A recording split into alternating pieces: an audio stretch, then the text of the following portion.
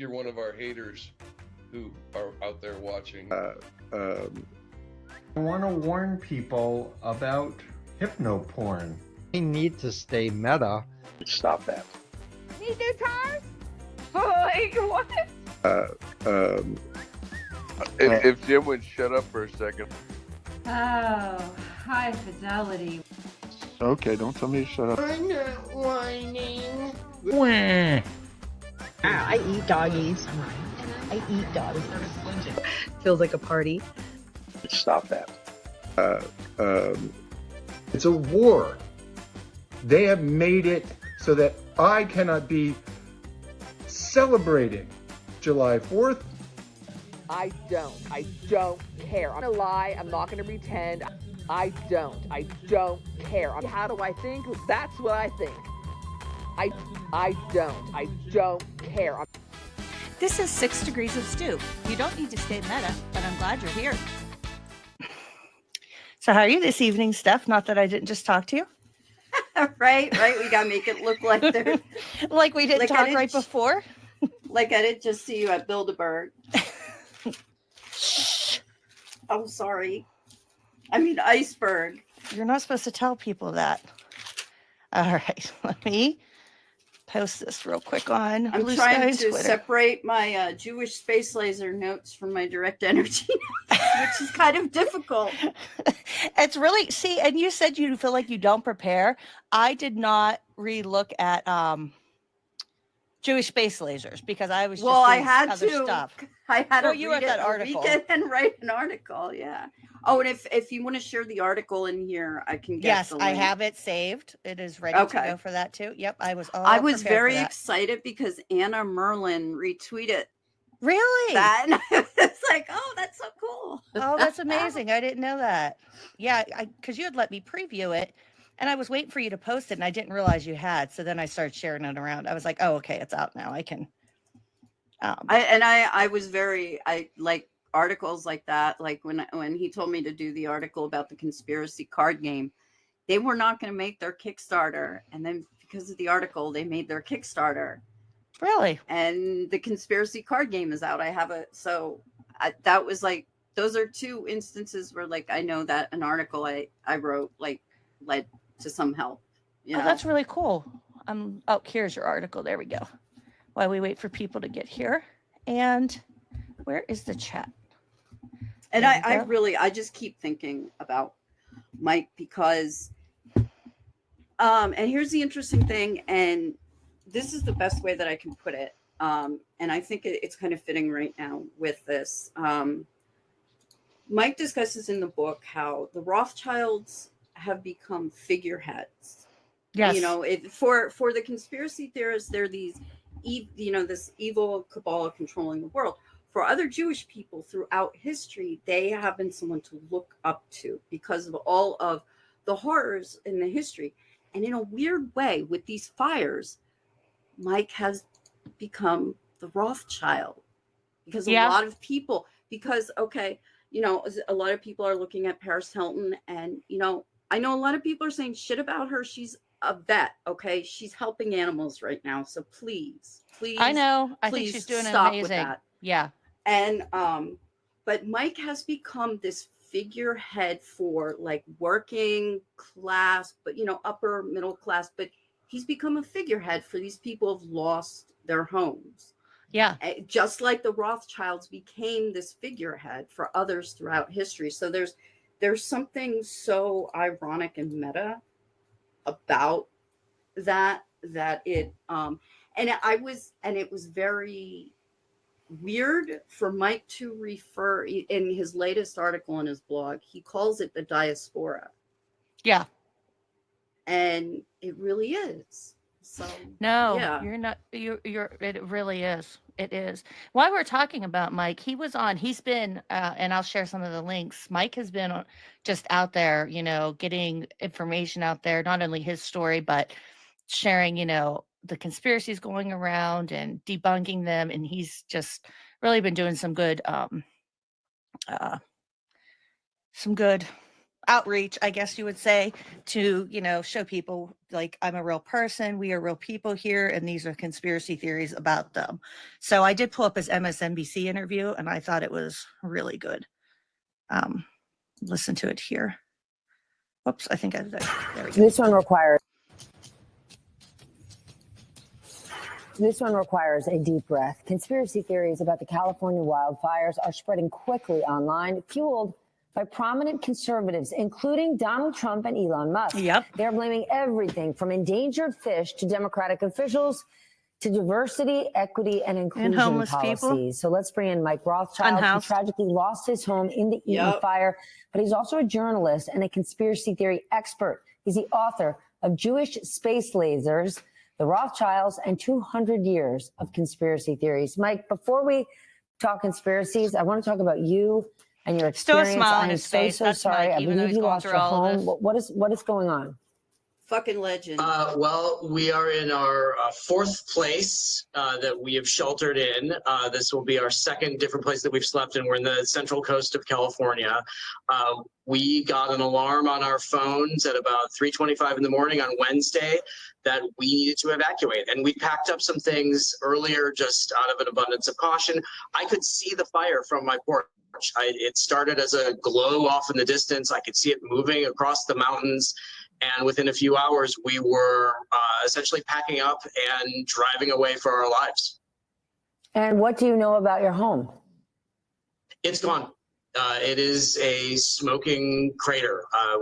One of our patio chairs might have survived. Other than that, it is a total loss. Our neighbors on either side are burned out. Well over a dozen, probably 2 dozen friends, neighbors, people we've known for years have lost everything. I am so sorry. So while you are dealing with this sort of unimaginable tragedy, right? People keep saying, like, oh, it's just stuff. But losing your home is losing the evidence of your life. And while you are grappling with the reality of this, wild conspiracy theories are spreading all over the internet at a time when people desperately need good factual information. What's driving this? Politics? Well, politics is part of it. Part of it is human nature. We look at a vast catastrophe like wildfires, like 9/11, like JFK, and we're looking for answers. We're looking for who really did it and who is to blame for it. And I think personal tragedy affects you. You want someone to be angry at. You want someone who did it to you. And tell Judy there are burnt cars. You're looking for a cartoon villain. And unfortunately, there isn't one. I'm angry. I lost my home. I lost things that cannot be replaced. Friends of mine lost everything. I have a right to be angry. There's just no one for me to be angry at. I mean, the wind did this. It's foolish to be angry at the wind, but it's very profitable to tell people that it was DEI or Antifa arsonists or the endangered smelt or Gavin Newsom who did it to them. It drives commerce, it drives virality and clicks. And unfortunately, we live in an attention economy where social media and politics drive the way we look at the world and the way that we look at reality. And it's extremely unfortunate for the people who are going through it. Rage, it sells better than sex. Is that why we're seeing the likes of a Donald Trump and Elon Musk? I mean, Trump is claiming that there's no money for FEMA aid in these fires. He made the exact same claim a few months ago when North Carolina was hit by the hurricane, and that was those lies were hugely damaging. Are you worried that it's happening again and the innocent people it could hurt? Because in general, he likes to get people fired up. It helps with popularity. It helps with clicks. But these are people's lives. Well, I know it's happening again. I know that the rumors of FEMA abandoning people, of firefighters abandoning people, of refusing to do their jobs, of unqualified firefighters being hired. I've seen the firefighters. I saw them a block away from my house. I can't imagine anyone working harder or putting themselves in more danger 100%. For less reward than firefighters. To insult these people by insinuating they're unqualified is deeply hurtful. It's deeply racist. It's ridiculous fear mongering, and it doesn't help.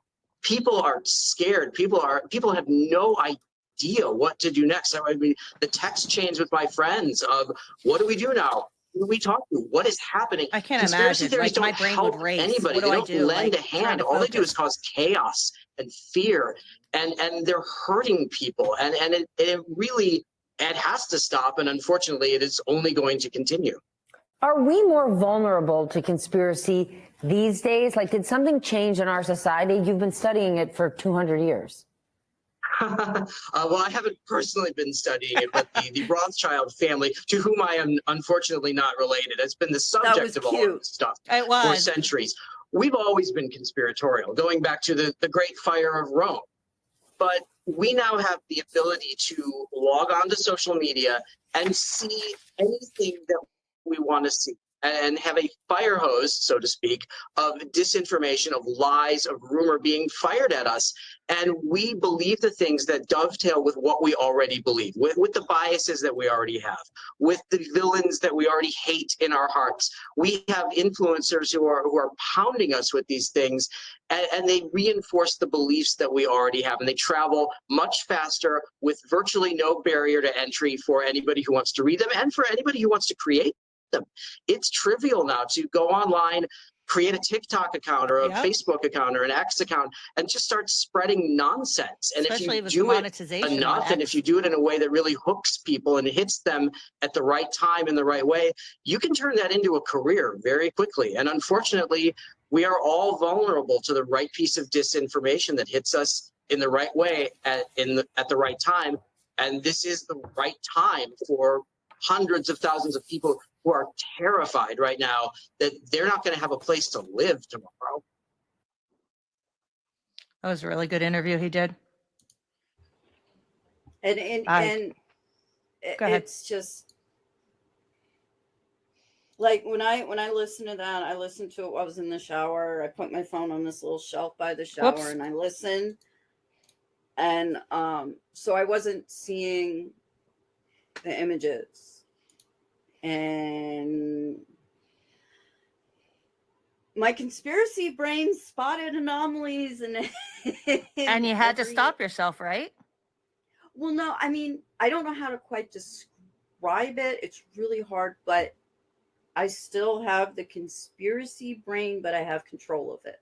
Gotcha. Like, so you could see what might be taken as, well, why is that way? But I actually know facts behind it. But you could see where. Right. Yeah, so I can. It's like I like to read through a list of headlines and be like, okay, this is how the conspiracy. And when we went to Stanhope's for the Super Bowl last year, I decided to watch the halftime in conspiracy mode.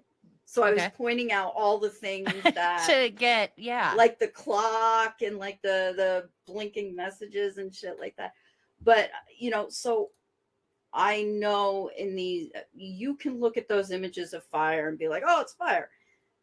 And I'm like, oh, this is what they're going to point out. I know what they're going to. So I still have that brain. I just know that I know how to find it. I know how to find those connections, but I don't believe them anymore. Well, and that was something that what we're going to discuss tonight, like after reading so much, you know, and last week we did 9/11, some stuff, like I was like, oh, okay, this is what they would see, like a conspiracy theorist. They wouldn't just be like me going, what a tragic picture of this event. They would be looking for, well, why isn't that burned? Well, why is that rubble not that high? Well, where's this, you know, and I can see it now, even though I look at it as like, how ridiculous do you have to be? You know, like, but it takes some training, you know, your eye to think like that, I guess. It's so weird that other people have to train themselves for that, because for me, it's natural. And the unnatural part was training myself to not believe all of that. Yeah. So for both of us, it's like, what, how do you do it? Because I'm like, okay, I have to train myself to look for this, where you're like, what? You have to train yourself? I don't know how I did it. And honestly, I would love to do an fMRI. Like the functional one where those parts of your brain light up. Like, I don't care. Study me. I don't give a shit if you find look at me useful. And see, you know, what's going on there, right? Yeah. I don't know how my brain works like this, so who knows? All right, I am going to pull up. What do you want to watch first? Do you think we should start with Jessie, like recommending her 9/11 book, or their inner? I think go with the recommendation because we can start ripping him a new asshole there. Okay, because it's going to happen. I'm very upset at Jessie. Very, very, very, very. Okay, let me get to my Rumble here. He made me so mad watching this. I really just so mad. Mr. Ventura, I'm gonna body slam your motherfucking ass. Oh, I mean, and we were discussing this before we came on. Like, I grew up as a wrestling fan. We know his record as a governor, and it's just what a shitbag to do this. Like, to promote Shelby all and this. I were discussing. We said beforehand, like, one thing you do have to take into what he's doing is bad, but you do have to understand that and there were factors in my life that I won't talk about that led me to develop a conspiratorial mindset. But we do want to take in, and I'm not making excuses for him, but to understand why someone becomes like this, you do have to understand elements of their background. Publicly, we know he was in Vietnam. I don't know if he was directly exposed to Agent Orange, but I believe that it was in use when he was there. I'm not saying the Agent Orange caused anything to him, but you come out and you find out, oh wow, my government was over there for literally no reason and was exposing me to toxic chemicals. There's a conspiracy. And also when he tried to unionize the WWF, Hulk Hogan fucking snitched him out. So, and also the wrestling culture was very seeped in backstabbing and intrigue. So he is coming from two different worlds experienced in his life where real conspiracies were at play. So I'm not defending him, but I think it's important to keep that in mind. Yeah, and then once again, you bring a good perspective that I wouldn't have thought about.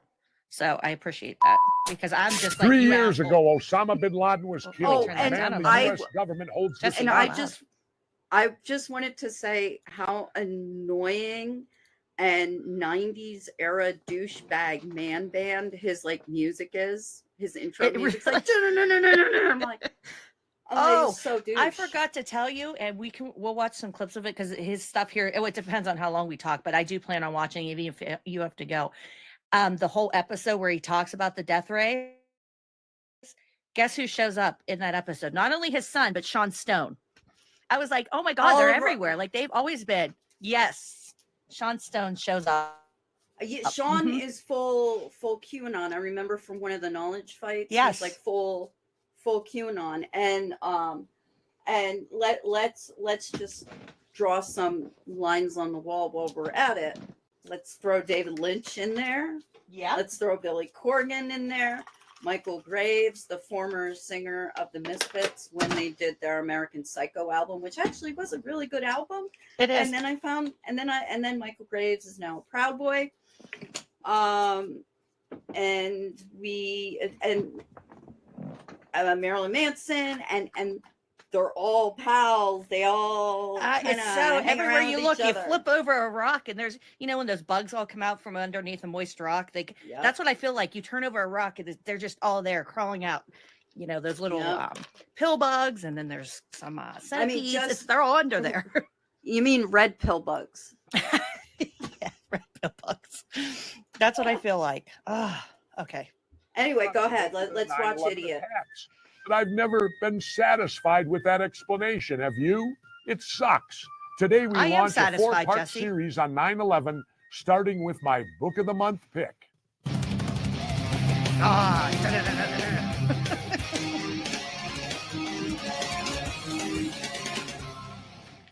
Today's a special episode of Off the Grid. Professor Ventura here. I'm introducing a new Book of the Month for the Jesse Ventura Book Club. 3 years ago this week, Al-Qaeda leader Osama bin Laden was killed by U.S. Special Forces during a raid in Pakistan. The U.S. government and big media attributes the demolition of the World Trade Center towers on September the 11th, 2001 to bin Laden and his wicked band of terrorists. But there are pause it right there for a second. I was just getting ready to. Go ahead.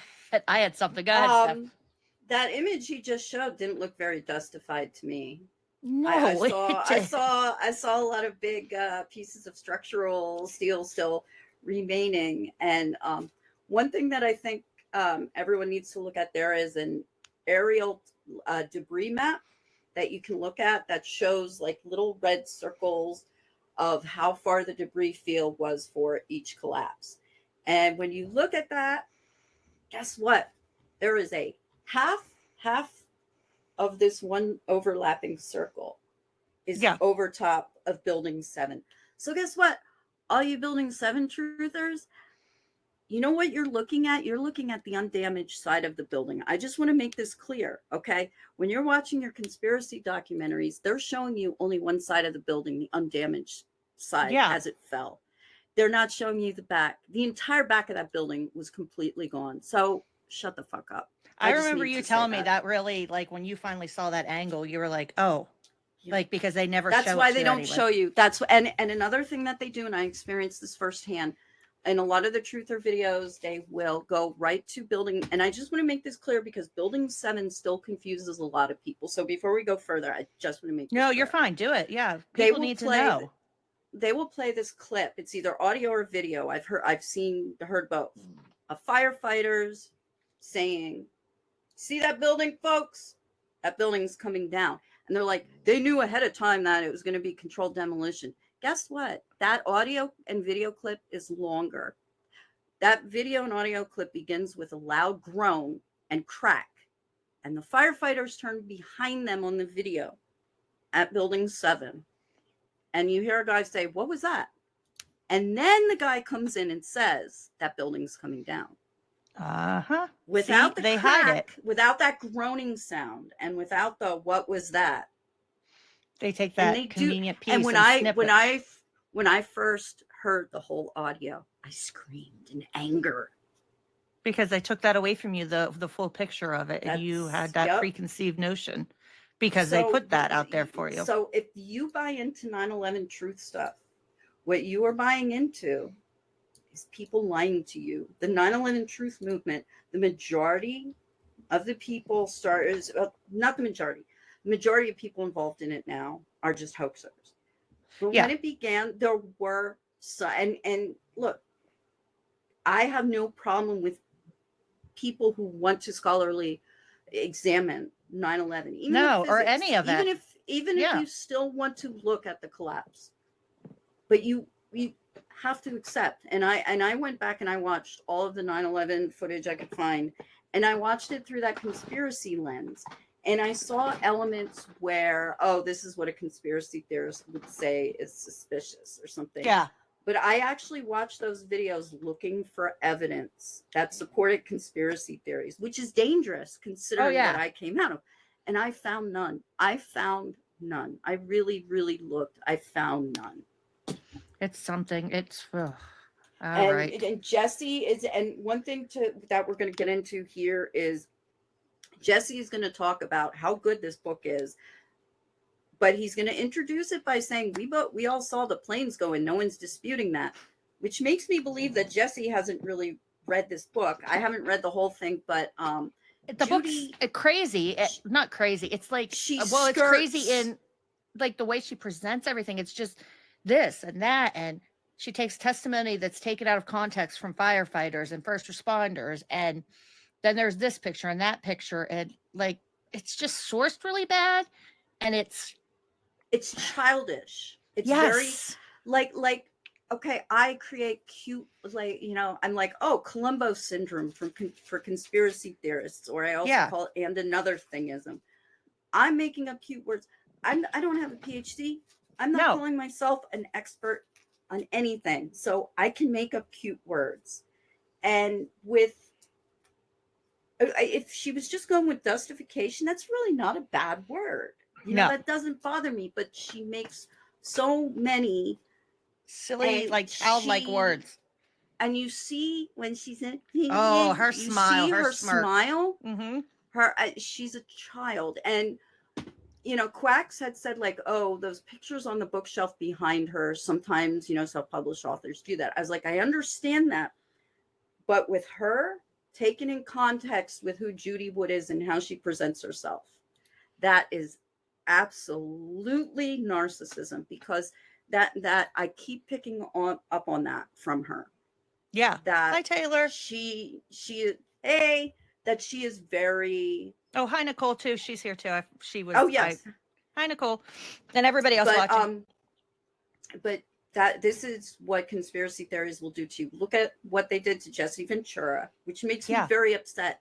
It makes me very upset because even when I came out of conspiracy theories, I still liked him. Yeah. And this hurts. This really, really hurts. It was a hard watch because I knew he did these conspiracy shows and I knew he dabbled, but I didn't know how far in 9/11. Look at this. But the more I watched, I was like, fuck you, Jesse. Look at this still image. Even though we're angry right now, how bad do you want to leap through and hug him? I want to hug him. He's Jesse fucking Ventura. This upsets me very, very much. I know. Ugh. And one of them is none other than Dr. Judy Wood and the evidence she has gathered for her book, Where Did the Towers Go? Let's go to our off-the-grid command center where my vigilant producer, Alex Logan, is going to start us off with our book this month, Where Did the Towers Go by Dr. Judy Wood. Well, why does this book qualify as your book of the month, Jesse? I picked this one Tell me more, because Jesse. I love the controversy. You know, in the United States today, you can't talk about 9/11. You can't have a civil discussion on it. You can't have educational groups and talk about it. You can damn well bet it ain't being taught in our schools. Was he the governor while he was doing this? No. I think he still refers to himself as the governor because in the beginning it shows, if I'm correct on this, it shows like wrestler, veteran, something else. It shows all these titles and it shows president, ? So I think he's already left. I need to look up the dates. I forgot. I went to go get ice. Yeah, I did too. I'm sorry. But I just like, there's and I know that people were he's still President Carter and he's still President Trump even after he dies. He's still there. They still have that title. Hi, Gina. Jenna, I get that. But I don't want to say it wrong. But factored in with a conspiracy theorist, him still calling you see where I'm going with this? Like, yes. That's why it caught my eye, because if he was still governor while he was doing this, not good. I don't think he was. Off the grid, I think this is won't afterwards. let it die because I'm going to a look great as believer we you learn from listen history. here. And if you ignore history, as the old saying goes, you're doomed to repeat it again. And why is it important to America? Well, this book's important because it gives you an alternative to what you were told. You were told that these buildings were hit by two planes, which we all saw. We're not going to deny that. And that a fire occurred because of these planes, and that the buildings collapsed because of that fire. Even though you had Building 7, which collapsed at 5, were hit by two planes. You learn from history. And if you ignore history, as the old saying goes, you're doomed to repeat it again. And why is it important to America? Hey, Beck. Well, this book's important because it gives you an alternative to what you were told. You were told that these buildings were hit by two planes, which we all saw. We're not going to deny that. There you go, which we all saw. And that a fire occurred because of these planes. Unbelievable. And that the buildings collapsed because of that fire.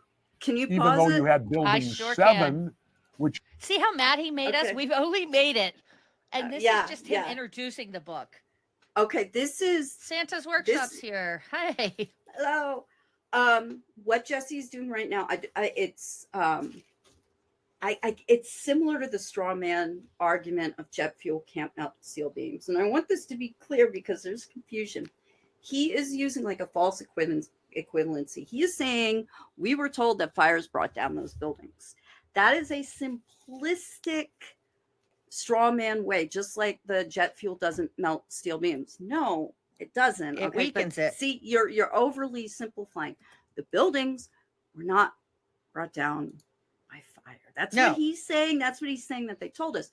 They told us that the impact of the plane. Now, please, I'm not a physicist, okay? Please keep in mind the North Tower, the first one struck around floor 92.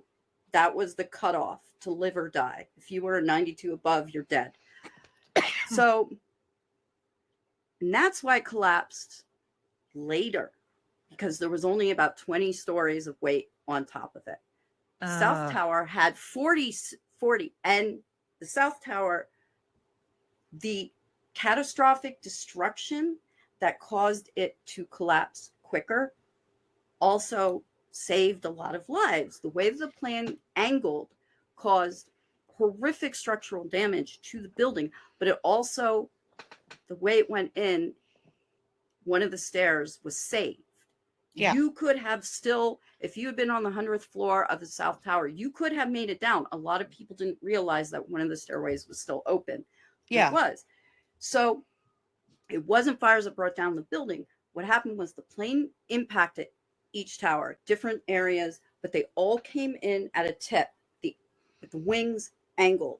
If you're flying in like this, like the plane flew into the Pentagon, there is less damage. Like this, especially with a you're tall taking building, out a whole bunch. Yeah. You're elevating your course of damage. And that caused fires. The fires were started from the impact, from the explosion. Jet fuel went down the fucking elevators. There were people being cooked alive in fucking elevators. Fires erupted, secondary fires. And people who reported explosions, miniature explosions inside the building, guess what? If a soda machine, a vending machine, especially a soda machine, gets heated up, that accounts for some of those noises. Explosions. My gosh, I can't imagine. Some of those miniature explosions that survivors reported hearing were vending machine soda cans blowing up. Mm-hmm.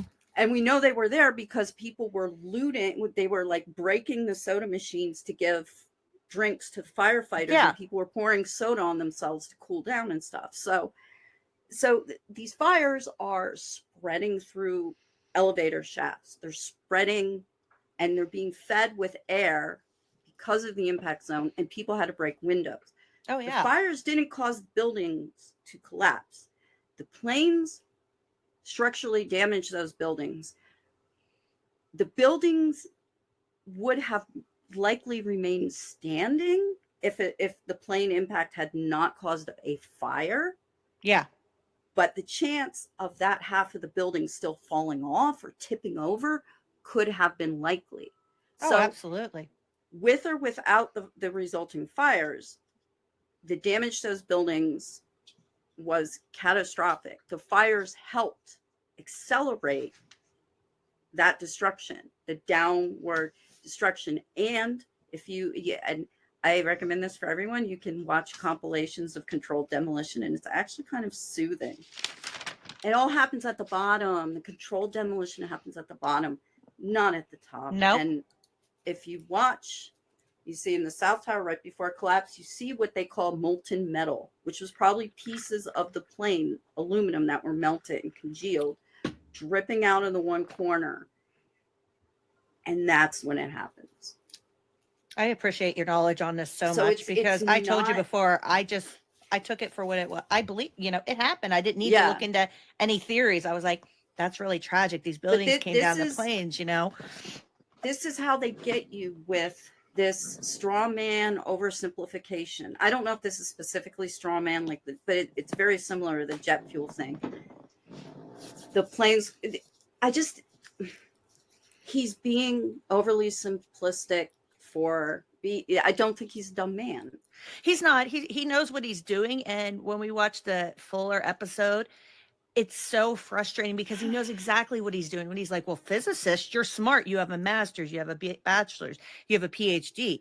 You have a degree. You have these big degrees. You have to be, yes. Jim Fetzer has a PhD and thinks that the Holocaust didn't happen. So exactly. It doesn't mean jack shit, Jesse.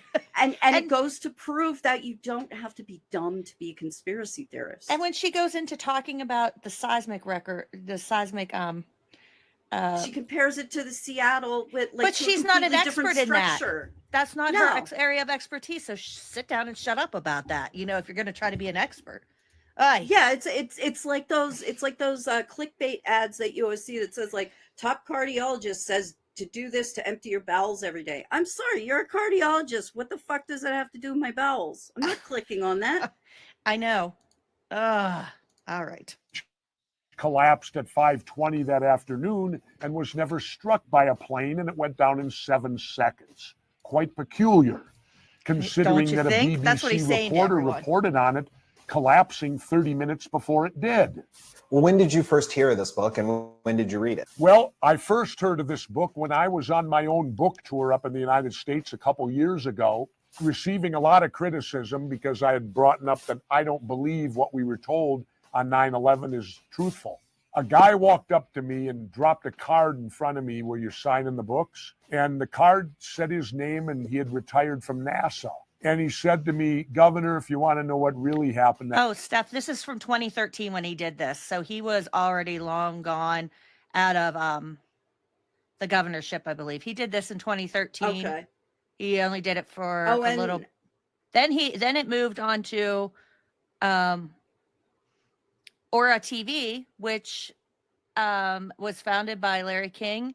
But then he was also later on in 2017, Ventura becomes the host of a show called The World According to Jesse on RT America. The series ended when RT programming produced, it was suspended over Russia's involvement with Ukraine. So he was on RT America too. Okay, so hey Jesse, I doubt you're listening to this. Go fuck yourself. I know. Really hard. At 9/11, and he dropped this big book down, and he Also, disappeared. So I took the book with me back tale off the of grid, an anonymous and I source. devoured it over the next week and a half and read it, and I was astounded because it opened new light for me. I was starting to lean towards controlled demolition and all of that stuff until I read Dr. Judy's book, which opened the door and showed a lot of reasons why it was not controlled demolition either, but that it was evidence of a directed free. Do you see how easy malleable he is too? He is like, I really believed in the controlled demolitions, but I got this book, and you know what? And I'm going deeper. And I want to be completely clear about what he is presenting here. And this may not be completely evident to everyone. He looks so weird and adorable. He looks like a cartoon character, the way his face and his teeth the way I froze him. Yeah. So this is very important for people to understand, is that there has been a rift in the truth movement for a long time. And you will always find that that's the difference between truth and fantasy, is that in the fantasy world, orcs and elves are battling over who's superior, but in the truth world, those things don't exist to battle. So what he is doing here is he is taking you further into a fringe, and this is 2013. Okay, so this is about 4 years after Simon Shack did his Vixens report that analyzed the photos of all the people who died on 9/11 and concluded that somehow they were AI generated images in 2001, which I don't think the technology was that good back then. I don't think so either. So Jesse, and I think he knows what he's doing. He's selling you a path to denialism. And let me explain what that means real quick. No, please do. He's selling you, if you believe direct energies, okay, direct energy weapons, if you believe mini nukes, okay, if you don't have to believe that the planes were CGI, but if you believe that it was anything other than the planes, you are erasing approximately 400 people, including Barbara Olson, who was the wife of the Solicitor General Ted Olson. Yeah. Okay. You are erasing a very visible public figure. You are saying she didn't live. I know, it's horrible. Or you're saying that her death was faked. And I actually saw people after Ted remarried, people online were saying they were doing pictures of his new wife, and they were doing the earlobe thing. And they were saying, oh, this is just Barbara. She was given like surgery and her mind was erased. If the cabal is that evil, why would they just fake a death? Why wouldn't they just really take him out, kill someone? So Jesse's selling you on the idea that about 400 people didn't die. He's selling you the idea that Cece Lyles, who loved her husband, the love story between them is fantastic. It even warms my heart. Okay. They would fall asleep on the phone talking to each other when she was away. All right. You're telling me her phone call didn't matter. You're telling me Betty Ong didn't matter. You're telling me that I forget her name, and I'm sorry that I forgot her name. The youngest victim, she was like 2.5 years old. She died with her parents on one of the planes. Her little Peter Rabbit was still waiting for her at home. I know. I remember you telling me that story. You tell me. So what he's selling you is denialism, and I didn't realize that that's what I believe when I believe this stuff. I looked a homeless woman in the face and I told her those planes weren't real when she told me she had a friend on one of them. I was no better than a Holocaust denier. This is what Jesse, I'm sorry. No, it's okay. This is what Jesse is selling you. Yeah. Okay. If you want to believe it was controlled demolition, I'm okay with that, really, because you are still acknowledging people died. Yeah. You're still acknowledging the people on those planes. And I didn't realize that I was doing that, but that's what he is doing to you. Yeah. He is. And once you are open, it is a rolling rock effect. Once you are open to believing that there was no one on those planes, the next step is believing that those buildings were empty, which is also a theory. Yeah. I came across some dark theories. And then you're open to questioning other things like the Holocaust. Yeah. And I never got into Holocaust now. If I did, I would have told you, okay? Yeah, I know you would have. You're very honest, yeah. This upsets me because this, and I didn't have the words for it as to why it upset me, but this is what he's selling you. And I want everybody to understand that. Thank you. This is denialism. Mm-hmm. This is no one died at Sandy Hook, okay? Mm-hmm. That's what this is. And there were very real heroes on those planes. And in fact, and I want everyone to be clear about this. Flight 93 was sold as like they meant to crash the plane. No, they didn't. There was a man on board that plane who could have landed the plane. If they had managed to get control of the plane back from the hijackers, which they were they could have done it. Yeah.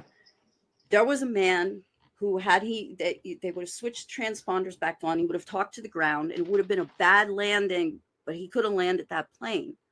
They had a plan to take control, but they knew that there was a likelihood it wouldn't work, and they were willing to take that risk. So yeah. All of those people, even Betty Ong, she was just doing her job that day. She gave them vital information that helped them figure out. That's why they were able to figure out who fast. They were able to look up the seat numbers and see the names and go, oh, whoops, this guy was flagged. Yeah. That is. So I'm sorry that I went off. I'm sorry I got No, I think it's important to share this stuff. And that's what I appreciate about doing this with you. And it gives other people to see there's another side out of this and not to go further deeper down. Like you can stop and come back. Like just don't keep going because the next stop's like Holocaust denialism maybe, or it's different pieces of QAnon, which takes the umbrella of every conspiracy theory you can imagine. It's right. It humanizes the experiences. It's not just about those towers. There were real people that were involved, and you're denying their existence and their experiences. Yeah, and that was why I had never directly. I used to say Sandy Hook was fake. I don't think it was real. Blah blah blah blah blah blah. But I never went after any of the parents because there was still a part in my brain that said, "Well, what if you're wrong?" Yeah, and that's what I want. You don't want it, but Jesse he doesn't realize it. But in platforming Judy Wood, people who don't know who Judy Wood are going to look her up, and they're going to come across Fetzer. Yeah, and they're going to come across a man who is stalked. Yeah, Sandy Hook. Especially Lenny. He's going after Lenny specifically. And this Jesse he's really selling you Sandy Hook shit in the long run because you're going to find Fetzer. You're going to find another PhD attached to this PhD. And you're going to go down a bad path. Exactly. Thanks, Jesse. Thank you, Jesse. Sorry. The energy. You're fine. No, what we're here for. What did Dr. Wood hit upon that was so controversial, Jesse? This is the stuff allegedly that Nikola Tesla, they claimed he created a death He has ray. such a hard on and for all Tesla. we know is Anyone when he that did die, the brings government up came in and took Tesla, all his you can stuff. just Maybe a lot of ignore my them. viewers were little kids that weren't even around in the 80s. Who knows? But I'll do review for you. Ronald Reagan was president then. And Ronald Reagan wanted to create Star Wars, which was a missile defense system where if rockets were shot at the United States, we would have some mechanism to destroy them in flight. Well, billions of dollars were spent on the Star Wars project, and lo and behold, we never knew what happened to it. Were they successful or not in creating this missile defense? We'll never know. They just spent billions of dollars and never told us really if they were or weren't. And do you really believe they would There's a tell lot us of if they reports were out on successful? SDI, With everything we also know known as Star Wars, today Jesse, about the the cover-ups information's and out the there, but lying it's that just goes on in our government, fun to do I'm this, sure right? that And telling just us they because have this something type was of weaponry proposed wouldn't be or high up. just because there's a patent for something does not mean that that item exists. And this is something that I would not have known if I hadn't listened to Knowledge Fight. And you can go and you can look up patents and you can look at some of the craziest shit. In fact, the guy that owned my sword, he had some patents on file that I was looking at some stuff. So That lady who thinks she wrote Terminator and all that stuff. She has patents for different stories she wrote. It doesn't mean she wrote the Terminator or the Matrix. She's just a very unwell lady who is, thinks she has all these lawsuits and liens against stuff. Like, you can get patents for anything. It doesn't mean jack shit. Yeah. I could probably get a patent filed for a fucking med bed. Doesn't mean it's real. No, it's an idea. On their list. Dr. Wood's work has been contested by many 9/11 truthers, but what sets her work apart from that movement in particular? The 9/11 truther movement says controlled demolition. They could be right. Maybe they are too. I don't like the fact that they diss Judy Woods and discard her and use the term junk science. I just want to say right here before we continue, I'll back up a second. This is interesting because I've watched everything after this and he goes full, no more demolitions. It's all dues and it's all justification and it's all this stuff. Like, he goes directly to that. He leaves his old theory behind and goes full, forget those truthers. I'm going even further, down the rabbit hole. I just don't, when you see a rift appear in the conspiracy community like this, and we've seen it many times. We've seen it with, like, Jordan Sather saying, oh, fuck -48. And, so you do, but when you see these rifts appear, you have to question. Like, these aren't just debates. Like, real scientists, people who live in reality will have a logical, rational debate. These are sects of reality that are breaking off. And you have controlled demolition versus, direct energy weapons. And it sounds fancy to sell it as a direct energy weapon. But again, he's selling you no planes. Yeah. This is Illuminati. This is Illuminati. Yep. This is the amount of, and I didn't even realize this at the time. You really don't. They're selling you absolute, total controlled cabal, everything. And that is like, sorry, man, that's dangerous. Yeah, Mina, it was after he was governor, but you think, like, did he have what thoughts did he have in his head why he was governor? Like, what was, like, was he always have back? Yeah, that's it. Was he holding back these things until? Yeah, like some people won't go straight to, like, Holocaust denial. They'll be like, oh, there's some interesting facts about this insecticide and IG. Yeah. They dip their toes in the water to kind of get the feeling before fully going. So you do have to wonder, how much was he holding back? What beliefs? Because you don't just, like, this just doesn't happen. Like, I mean, I talk about my loved one. It seems like it happened overnight because it did, but there was a gradual progression I can now track. Like, it didn't happen overnight. There was already some things there I saw that I should have been more aware of, but it doesn't happen overnight. No. Truthers. But what sets her work apart from that movement in particular? The 9/11 truther movement says controlled demolition. They could be right. Maybe they are too. I don't like the fact that they diss Judy Woods and discard her and use the term junk science. When did physics become a junk science? what people need to do is leave more room Again, for straw man. alternatives. Yep. Because the only people that truly know what happened that day are the I perpetrators. don't know if it's definitely and straw we don't man, even but know you know who what I they mean. are. He I don't doesn't even think believe that the anyone should be perpetrators short-sighted committed or the acts. He's like, and we narrow-minded don't even know to who they discard are. anything as And being can I just say something outrageous about or that? quote. Yeah. Let's talk about what he's really saying. Let's talk about what they're really saying when they sell you on Ancient Aliens. These fantastic structures could not have possibly been built by brown people. That's what Ancient Aliens is telling you. At its heart, whether they realize it or not, but they there's are racism. Yeah. And that's what Jesse's telling you. I have, like I said, I can translate conspiracy talk, and what he's really telling you in coded dog whistle language is, how could these brown men? Hey, asshole, Muhammad Atta, he had a PhD, mechanical engineering. Okay, these were smart motherfuckers. Okay, so they took flying don't lessons and you- learned how to fly planes. You know, big ones. Yeah. So And come I'm on. not, and before somebody says, oh, Steph is like praising the terrorists. No, what I'm saying is what Jesse is saying is racist. And these brown men could not have possibly engineered this. No. Hey, fuckwad. They did. Yeah. And I think that's a reaction. I mean, just the fact that 19 people were able to cause so much destruction, that is pretty powerful and unbelievable. The way How could they do it with box cutters? They always say that too. Box cutters. How could they? Oh my God!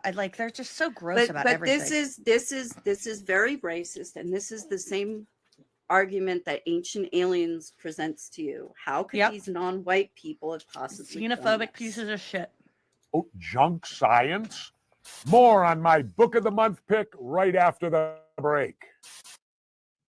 I think I know the answer to this one, but do you believe Dr. Wood? I certainly entertain her beliefs and give them their due credit. Oh boy, the next interview is going to show something different. Otherwise, she's on the top of my list right now of what to believe. But it's hard to dispel somebody with her credentials. This guy ran a whole who, state. as she states, if you listen to the evidence carefully enough, right here. This it will is speak this to is you and the I wanted to. I wrote this in my notes so that you could talk about it. The argument from authority. And that was how Fetzer got me into some of the Sandy Hook stuff. And then I was like, off in Alex Jones' world. I had known about Alex before Fetzer, but Fetzer kind of got me back into him. And just because okay, I have a master's in Wicca. Okay, I paid $30 for it from the Universal Life Church, and this was back when I was a conspiracy theorist. And someone was like, "Oh, congratulations!" I'm like, "What do you mean congratulations? I didn't fucking work for this." There are diploma mills. Yeah, there are diploma mills. Number one, I think she actually really did go to school though. But number one, yes. There are diploma mills, and number two, how many anti-vax doctors have we seen? Hey, Dr. Andrew Wakefield was a real doctor. Okay, a medical doctor, okay? But you have to stop thinking that, and what was her name? Sydney, that lawyer. Oh, Sidney Powell. Incredibly smart. Lynn Wood. He had some great cases too. Lynn Wood,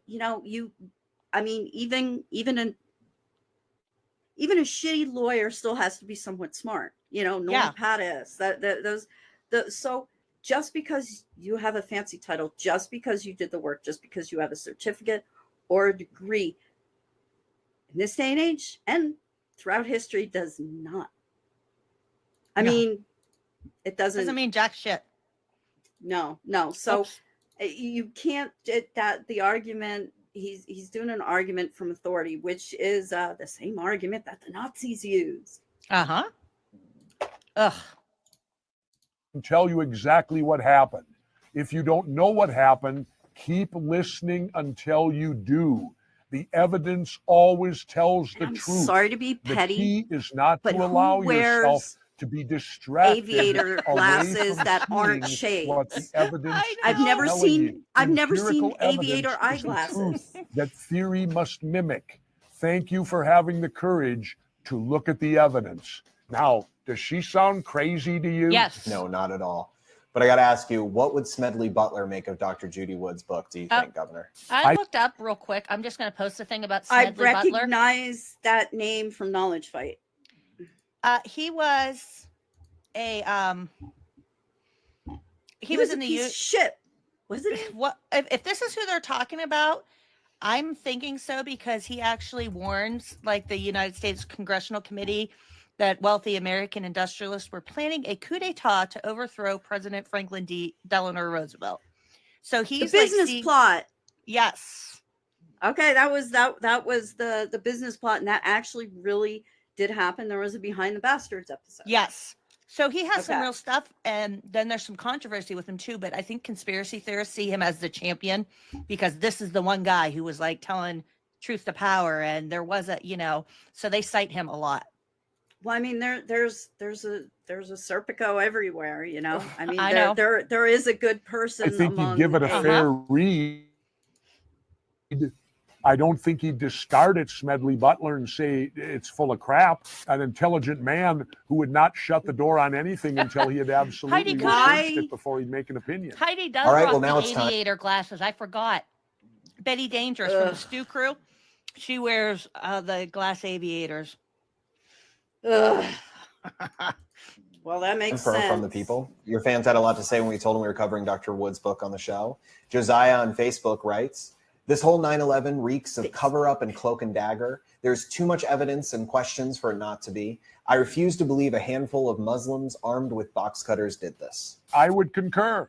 I agree with that statement too. I refuse to believe a handful of Muslims with box cutters could have changed the world to the level they but did. it did. It happened. You're being could have changed changed do the not use world. words like Changed ravine, the world. justified, fuzzy blobs, fuzzball, jellification, transmutation, Cheetos. Look, he looks like he's holding back laughter. I've never heard any real scientists really get into describing 9/11. So I really can't comment on that because where do you find all these real scientists that don't use those terminologies? Might it be they're trying to simplify it for the average Joe to be able to read the book and understand it? Maybe. No real scientists. Lonnie on Facebook has his own explanation for Dr. Wood's terms. I believe the reason for terms such as Cheetos, etc., is to not overwhelm with scientific jargon. Very good. Absolutely. Yep, that's what I meant. Remember, Dr. Wood taught at college, and obviously the students she would have. That's called putting it into layman's terms. And a lot of people will who do write, these papers and stuff. They'll put terms in layman's terms, but they're not going to use little words like jelly blobs or whatever she calls them and dustification. These little children words. This is. I don't like just one. If she was just using one word, let's say, it was just justification. She created that term. Whatever. I would not, you could even throw in jellification if you want to, because I tried typing it on my phone and it didn't spell check me, ironically enough. So that might be. So I get that, but the toasted carbs really bothers me. Cheetos. The Cheetos, the fuzzy blobs. It really. Look, I play with my stuffed animals all the time, even when I'm not entertaining people. So I have a child mind in some regards. This isn't childlike. This is childish. Yes. This is a child trying to understand the world around her. And she has a fancy PhD and she can't quite understand why science doesn't meet the criteria that she set for it, because and even in the foreword to her book, when she quotes herself, she says that we have a Jim Stewartson. She says that you have to follow the evidence and not be distracted by other things. She's saying keep going till you get to the notion you thought of. Yeah, she discounts the scientific method because she's like, you don't start with theories. Like in the later interview we're going to watch, she's like, you start with the evidence. Well, not if you're a scientist. That's not what scientists do. If you're trying to prove, science. Yeah, it's junk science. The whole thing. College it's the in same a physics bullshit. place of mechanical physics are already pretty smart to be there in the first place. She's so smart. In her She got a everyday PhD. teaching, She must be she right. probably teaches at a different level than when she writes a book for the average common person to read and understand. You can't talk like Albert Einstein every day and expect everybody to get it. Justin on Facebook states, Dr. Wood is a nut. 9/11 was an inside job, Oh, but wait, she this does is a nothing truther. but discredit the truth in the 9/11 movement. What is his answer to it? If it was an inside job, then how did they do it? The point doesn't matter if the demolition people are right Notice or the Dr. edit. Woods is right. The point Yeah. of the matter is There was the a cut. government is lying possibly and not being truthful, and it isn't what they told us. Isn't that good enough or bad this is enough as the case disgusting. may be? Ugh. At Chrissy Gurley 66 on Twitter says, the tower fell because bin Laden wanted it that way. If that's the case, then why didn't we convene a grand jury and charge bin Laden with the crime? Isn't that interesting? Through all this Is 9/11, there a grand jury, an bin Laden international was grand never jury? officially I charged with a don't know. crime. And that's what you're I mean, supposed I to don't do know in the about United this stuff. States. This was murder that took place Maybe in the inside the ICC, United States. So the therefore, you International Criminal convene a Court, but I grand don't even know jury, all the the way government brings mechanisms of forth how that its works, and evidence, it's not and very the grand effective. jury Anyways, brings down an indictment against Osama bin Laden. Why wasn't that done? That's proper procedure. What? I remember when we were doing it don't- on my show, I'm pretty Conspiracy sure it Theory in the isn't. FBI. No. You could go to the FBI website and bring up the top terrorists, and they had them in listing, like the top 10. And bin Laden, of course, was on there on the list. Yeah. They talked about Okay. blowing up the U.S. coal. They talked about attacking our embassies in Africa. But amazingly, the FBI had nothing in his resume about 9/11. And so when push came to suspicious. shove off the record, you know what we were told? We don't have enough evidence. The Jay on Facebook makes this point. Maybe I asked, I, where did the planes I have go? so many Where questions did the about planes this. go? They hit the building. I know. I know. Like, Where my did thing the is, planes like, go? the Bin They- Laden, they hit the fucking building. If the plane, you can't be direct energy weapon and you can't be a no planer and an energy. Look, Why wouldn't they have I destroyed the don't- planes with the direct energy, like with that weapon? Like, if it If was they a do, like yeah, they they wouldn't have wouldn't need needed the planes. planes. They would just use their direct energy weapons and fucking take it out. They didn't. You didn't And- need planes. I don't even. My brain is breaking. I didn't even make it this far. My brain is breaking. We saw that. How about the one that hit And the I think Pentagon? he's trying the to do Pentagon has that. cameras Jesse Ventura 24/12. is How come they psyoping won't you. show us the plane flying into you, it? Jesse. Why? Wouldn't that dispel all of us conspiracy theorists if the government came forward with film and could show us? They had Well, film, that's and when it they for this released portion it, of you Off the baked Grid. it. Yep. But be sure to tune in tomorrow for my All right. exclusive Let me interview. get the next one. I'm sure we're gonna love it. Oh, hey, check out my new shirt. Oh, hold on. I'm kind of. Ah, I love it. It That's matches great. my tattoo. That's a great shirt. Okay. Jesse, now let's watch him interview Dr. Judy. And this is where we're going to get more pissed off. Oh yeah, soul screaming. A soul is like an appendix. You don't know you have one until it hurts. I've never heard that before. That's funny. I came up with it one day a bunch of years ago, and I was like, I'm gonna keep saying that. That's a good one. That's my self-referential quote, Dr. Judy. I like it. Okay, share screen. Let's get Jesse up on here again, unfortunately. And Here we I go. am sorry that I get so passionate and I go off long-winded. I'm trying to No, I'm be equally as more passionate. brief. Like, this is extremely frustrating. Look at his And stupid face right there. Like, there, I don't want to hug him because I grew up. Like, there, I know Oh, he's that- going to spew more bullshit, that and I'm little pissed at him. that little like gap between his teeth, like I want him as a stuffed animal. The interview you've been waiting for. Dr. Judy Wood joins me to discuss her book, Where Did the Towers Go? See, that's governor, patriot, truth seeker, president, question mark.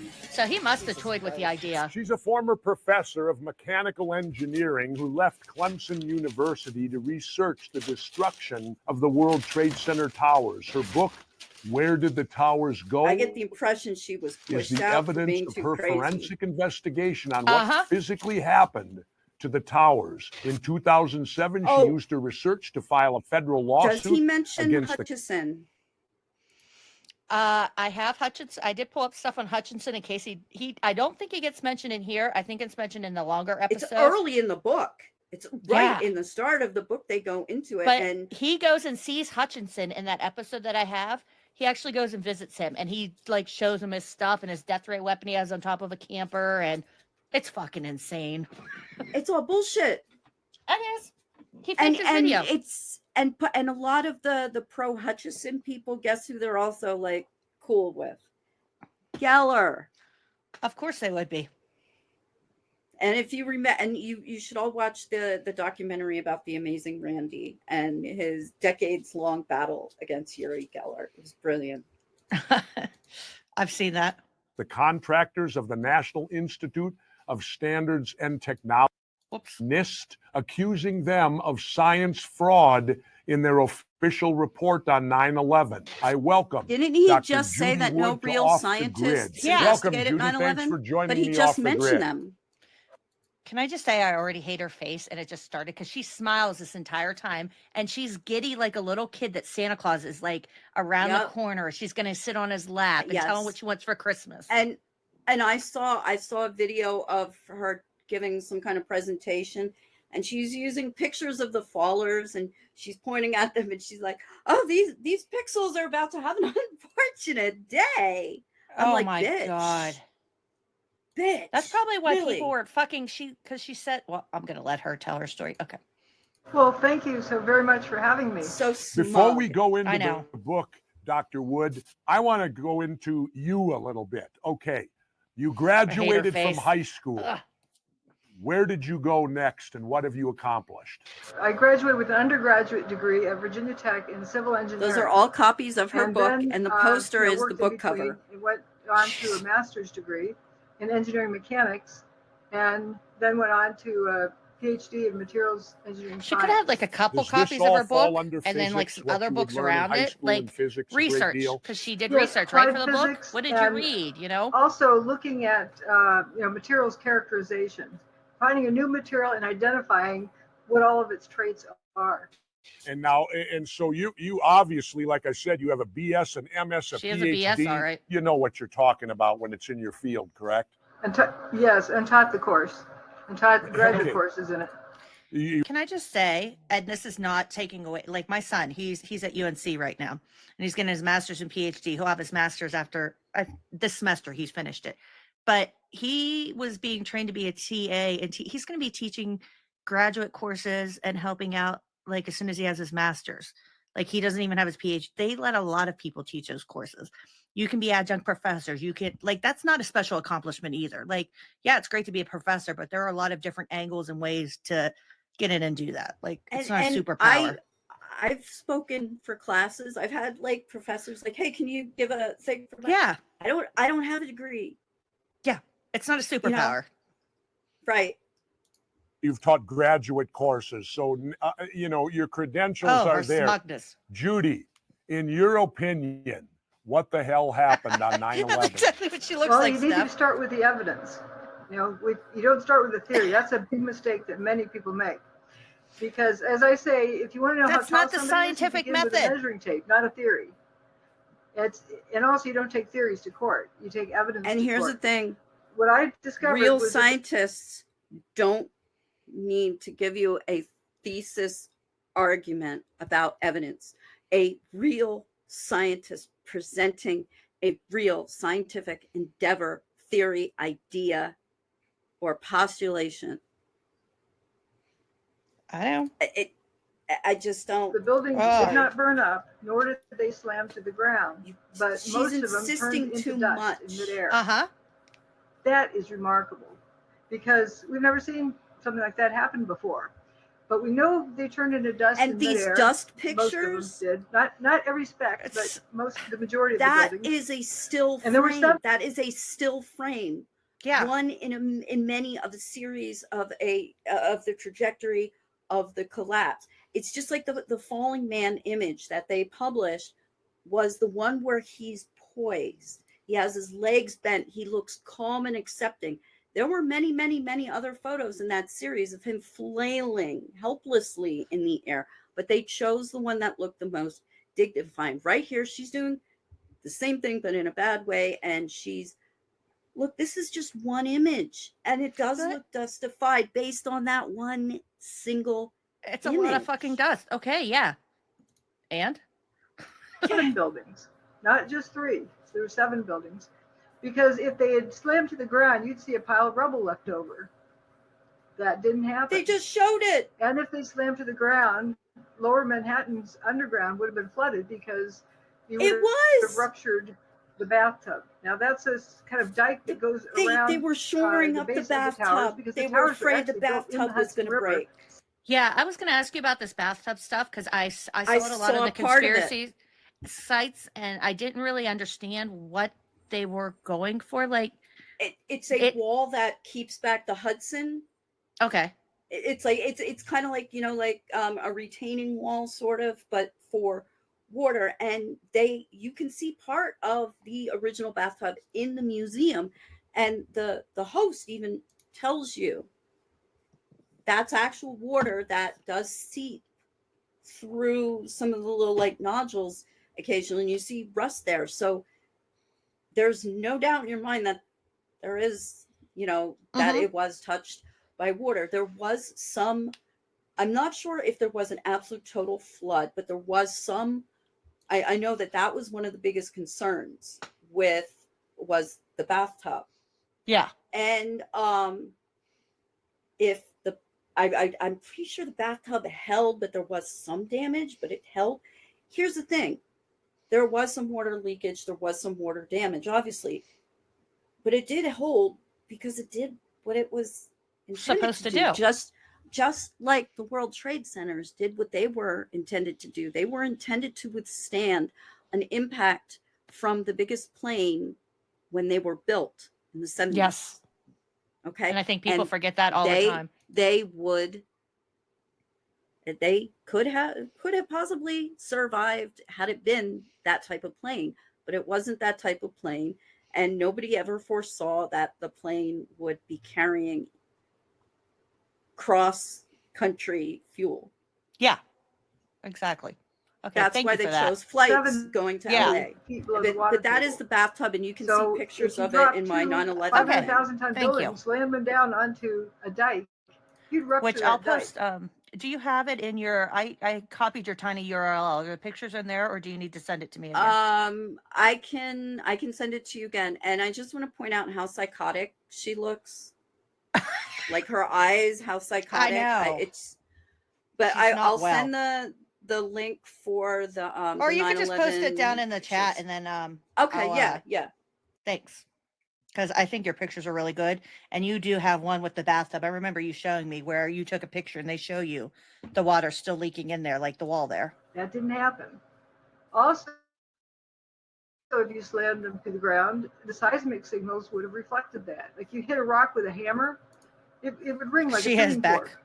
She That smiles didn't this happen. whole time. There was no detectable She'll keep signal smirking. that traveled through the earth, only a surface wave. And that's what you get like when you get up off your mattress in the morning, your mattress recovers. It doesn't, the signal doesn't travel through the earth. And that would only be true if the buildings didn't slam to the ground, but turned into dust. And so what occurred that day, and I know you've taken some criticism using the term dustified. Oh, here we go. You kind of came up with a new word right there. Something was dustified. When you say that, you're referring to what actually happened to this big mass of Justify concrete and my metal. love. It was turned into dust, right? Right, Like and to we justify her. don't have a word to describe that phenomenon, and we've never seen that phenomenon before, so we need a new word to define it. And that's another characteristic of good forensic science, is if you don't know what something is, don't use the name of a known phenomenon, because then you're biasing your observations. You see a hazy mist and you call it smoke, you're assuming the cause is fire. But just keep generic terms as placeholders. If you want, you can call it characteristic 297-3A. That's a bit awkward. So that the fact that it's awkward would even bias your observations. Just whatever term that comes to you. And Just be use whatever consistent, word you feel define it, like. and Words then mean move on nothing. with that. What made you decide to research 9/11? What led you to take this up full time and actually leave your teaching position? Somebody needed to. On I'm the hero. 9/11, Somebody needed to do it. sitting there in the faculty conference room with senior faculty next to me. I looked and like, don't you guys think this is weird? And they looked like, what kind of a wacko are you? That right there is the link. Steph went to the 9/11 Museum and Memorial and did a tour there, her and Sassy. So you'll see some of her pictures in there if you want to take a look that I just shared and she has in the comments. Oh, here's where she talks about being psycho in front of her colleagues when it happened. This was like pathological. On 9/11, sitting there in the faculty conference room with senior faculty next to me, I looked and like, don't you guys think this is weird? And they looked like, what kind of a wacko are you? Because, you know, of course the building collapsed because they just told us it collapsed. But a collapsing building doesn't look like that. That's frothing into dust.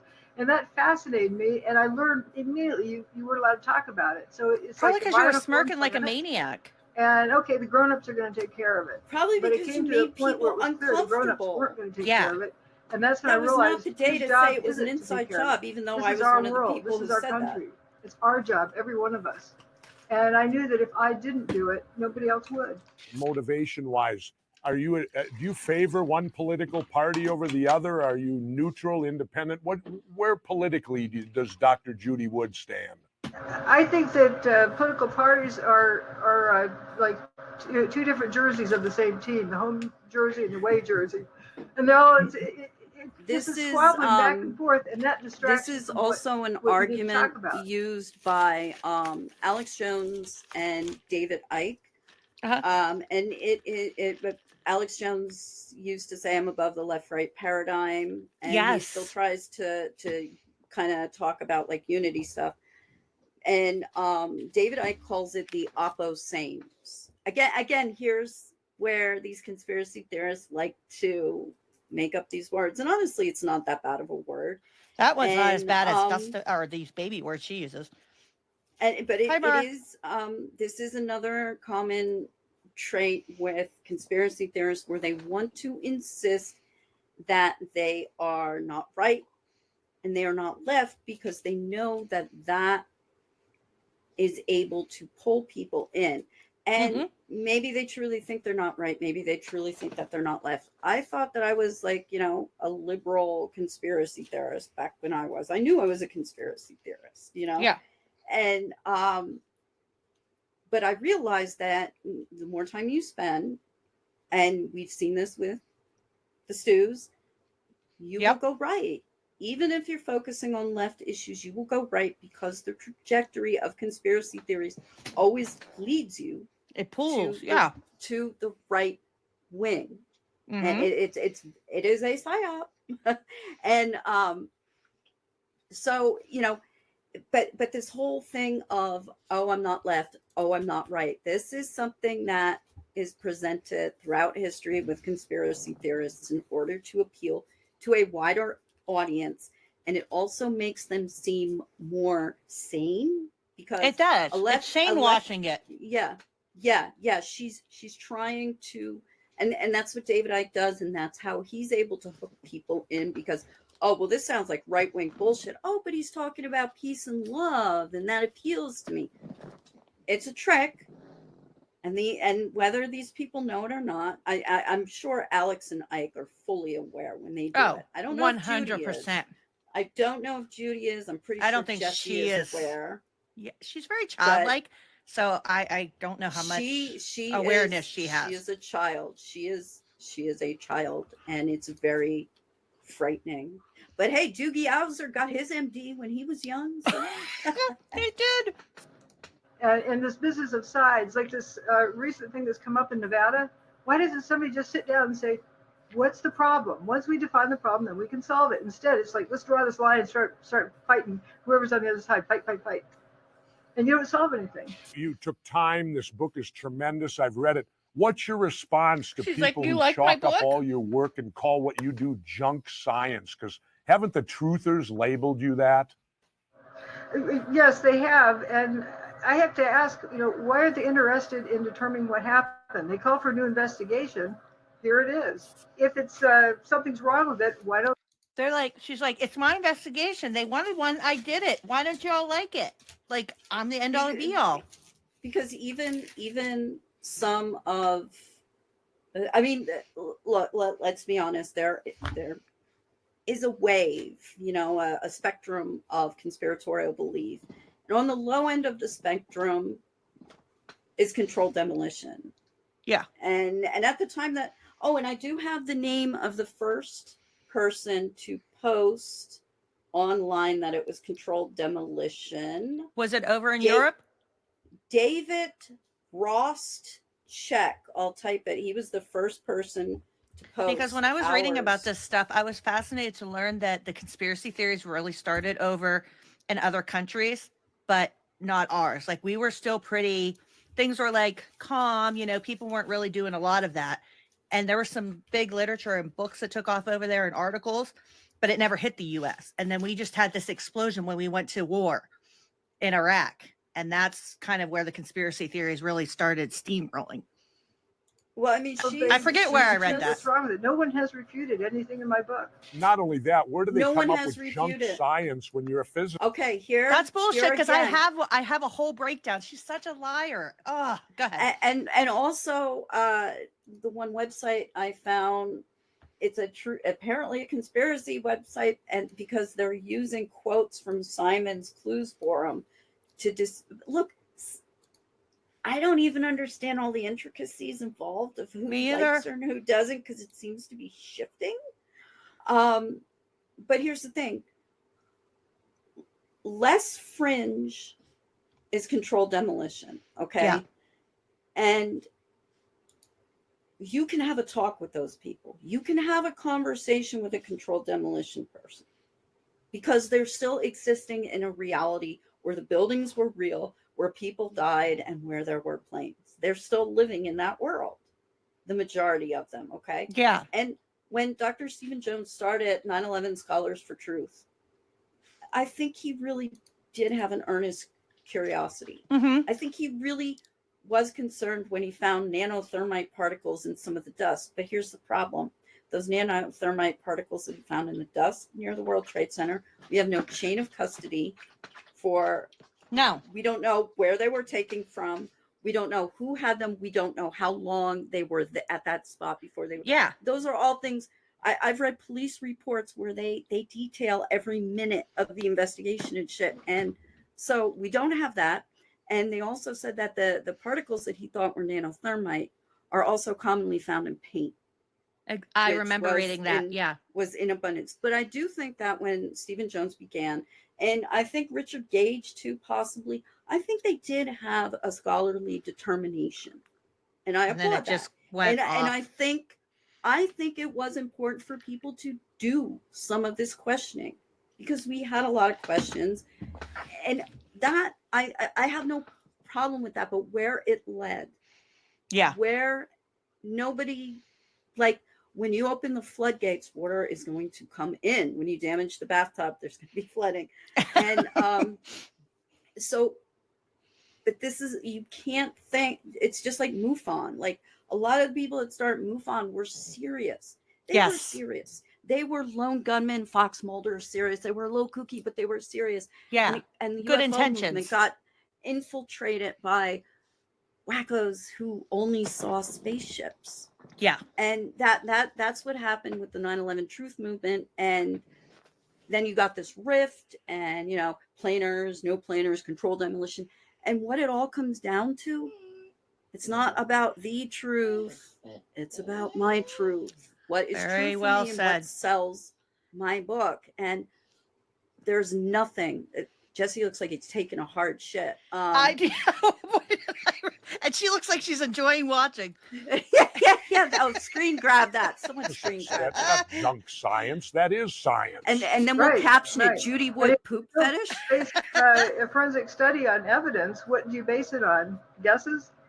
Let's get to something really interesting. The thing that really, really got to me, one of the things in your book, are these toasted cars. I marked They this down found to talk cars about toasted toasted cars. as far away as 6 blocks. How could that possibly be done by 2 planes hitting a building and a Do you have building the links for her It photos? would affect cars 6 blocks away. And the interesting thing, I do not. Maybe I do.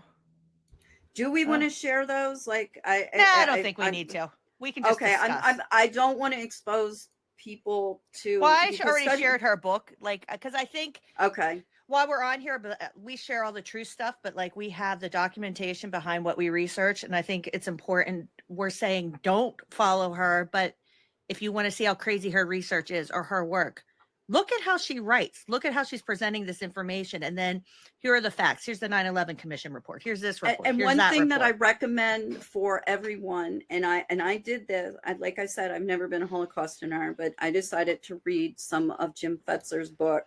And I suppose we didn't go to the moon either. And there's a chapter about Holocaust denial in there. Obviously, I'm not a believer in this stuff, but studies have shown that these things can creep into you, even if you don't believe them. They're Yeah. stuck in your head. So what I did first, and I encourage everyone to do this, go look at the NIST report. Go look at the popular mechanics rebuttal to the conspiracy theories. Go look at that stuff before you read anything in her book. Because before I read the Holocaust denial chapter in Fetzer's book, I went to the NISCR project. I went to the National Holocaust Museum website, and they have a site that answers all of the Holocaust denier questions. Pre-bunk. It's called pre-bunking. Before you expose yourself to conspiracy content, always pre-bunk. And Yes. I want to make that clear to everyone, whether That's very you're a good. I didn't know former that phrase or was not. called pre-bunking. Thank you. That's that's important. I don't encourage people to try to take in this content if you can't, because it's very like, we get emotional, we choke up, we cry, just revisiting. And I've been down the rabbit hole looking at this stuff for a couple of days, and it's so incredibly, I'm pissed. Like, these people, they piss me off. And it's not only them, but how much damage they've done to the families, the people who lost It's loved the ones. smuggness. Yes. And It's they've the just hurt so many people. Yeah. And Thing also, I it was wanted only to the- point something out. Judy Wood mentions about like a first responder that she was in contact with. Yes. She doesn't mention that person's name. But No. I will bet, I am about 99% sure I know who that person is, because I spoke with them on the phone. There is a, and I didn't mention it that at the time. There's a man named Chuck Soraka, okay, who was an EMT, and he had a past with like drug and alcohol, and I guess his EMT license had lapsed, but he rushed down to Ground Zero that day, and now he has his phone number on his website, and I called him, and he mentioned Judy Wood. He mentioned a secret base under what was it? Doms? Dulles? Really? We have Doms still? Yeah, Doms and reptilians. And I said to him, I am so sorry, you are fully pilled and I can't listen to this. Please have fun in Roswell. Have a good day. Yeah. But I'm sure there are others, but he is one of the foremost. And that's interesting, so because the other episode that I have where Jesse talks fully about all of this death ray conspiracy, the do's and everything, he mentions a firefighter that gives him a key from Ground Zero. He doesn't say his name, but he says, this is for you and from all of us firefighters, because you're speaking truth to power and we can't, essentially in that form.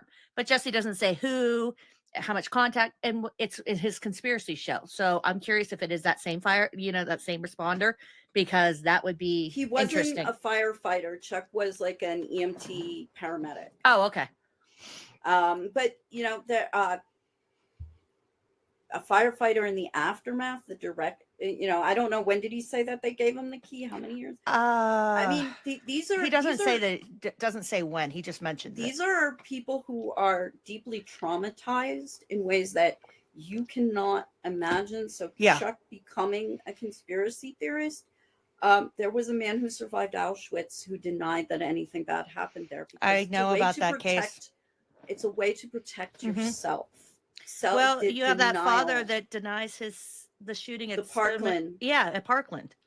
I mean, Yeah. these things happen. It's not out of the ordinary, the human mind and condition and everything. You can only deal with so much sometimes, and it's, I'm not excusing any of it, because it's absolutely terrible to deny anything or to Right. put your child through that. But, there are reasons it happens. Metal that was burnt? Well, there's different aspects of it, but it did appear to be material specific. Like whatever was affecting things would affect one type of material, not another. Again, I define toasted. Toasted means like it's toast. It's history. You can't fix it. You got to get another one because it's beyond hope. This is a woman he is saying is an expert. And she's like, I say toasted, like toasted, it's gone. Boom. This is how she writes in her book and her papers. Like, this is not academic. Like, even if you're trying to use layman's terms, this is not a academic way to speak. She uses overly complicated language alongside of overly simplified I wish I knew more about psychology. It's a convenient word because I didn't know what had happened to the car. And so I just want to say, toast. She might smile a lot because she's nervous. Maybe that's the thing. Maybe she's nervous every time she speaks. But I don't know. Every time she talks to Jesse, and every interview I've seen her in, like she's gleeful. And but I'm trying not to be too harsh, and I'm trying, You're a very nice person. I'll be harsh for both of us. I'm trying. No, I'm trying to kind of look at it the way that Dan does. Maybe, I don't know. I am trying to be nice, and it's hard. Anyway, sorry. Go ahead. You're fine. If something is toasted right up to a line, and then not toasted right adjacent to that, fire doesn't do that. Fire is black and white and shades of gray in between, not completely toasted and then pristine. And but wait, she just said fire. That picture was black and white because it stopped at a certain point. And so it was black and white. Fire is black and white with shades of gray. Well, wouldn't that be a shade of gray of what you're talking about with shades of gray with fire and how it reacts and does things? Like, and that didn't even make sense. She's not giving us, and we don't even possess the scientific comprehension, but she's not giving us, there are things, okay, there's metallurgy. What are some of the metals? Some of the gas? What was some of the stuff in the air? The weather probably plays a part of it. Wind. It is from the California ocean. wildfires. I mean, you look at this and right there was a hurricane in the area, which would make it more around fuck with the atmosphere. And she's not telling us.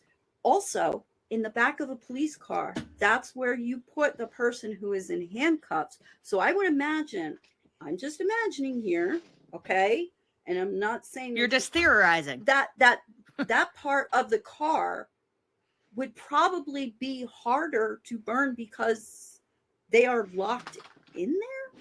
I don't know. Maybe that's a thing because they can't get out. If a car catches on fire and a prisoner's in there, there's probably something where I would hope they do that. So who knows? She's giving us a picture, and we don't even know if that picture is from that area. She's giving us no geolocation. No. The make, the model, she's not giving us anything. And hey, you want to get detail? Tell me the VIN number. Get what she should have been doing is searching down these cars, getting VIN numbers, searching through the blue book, because every single piece of damage that has happened in that car had to have been reported. Oh yeah.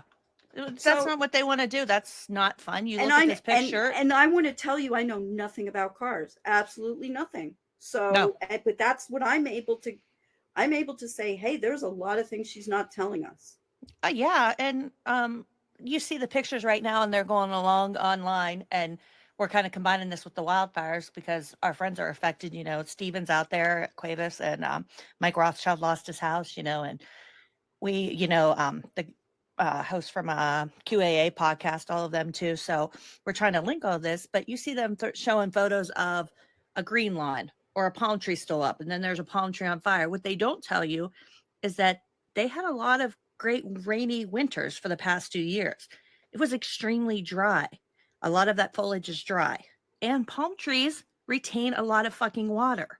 Like, they have regulations about how many you can plant now and different things you can do just because of how much water they use up and how much they suck up. It's so some of them wouldn't burn if they're really moisturized. There are explanations for this stuff. And something as little as a closed closet door. Yes. We were very, very fortunate. All of my mom's funeral stuff was in my dad's closet. And if the closet doors had been open, we would have lost all of that. But the closet door was closed. Oh, I And did bookmark that while you talk about your fire. So if people want to look at I another house believe it fire. or not, anyone who knows me well is going to be shocked about this. I didn't even think about Toothy until a half hour later. I realized I had left Toothy in the house and I was freaking the fuck out. But he was in my room and everything that was in my room was untouched. And you can see that in the one photo, the outside of my bedroom door and the inside of Here we the go. room, I'm posting it now. So we got extremely lucky. And I could have died if I had opened my door, and I could have died if I had not been sleeping on like a bachelor mattress on the floor at the time. And I was sleeping through some of the alarm. I woke up coughing and choking, and I'm lucky that I woke up.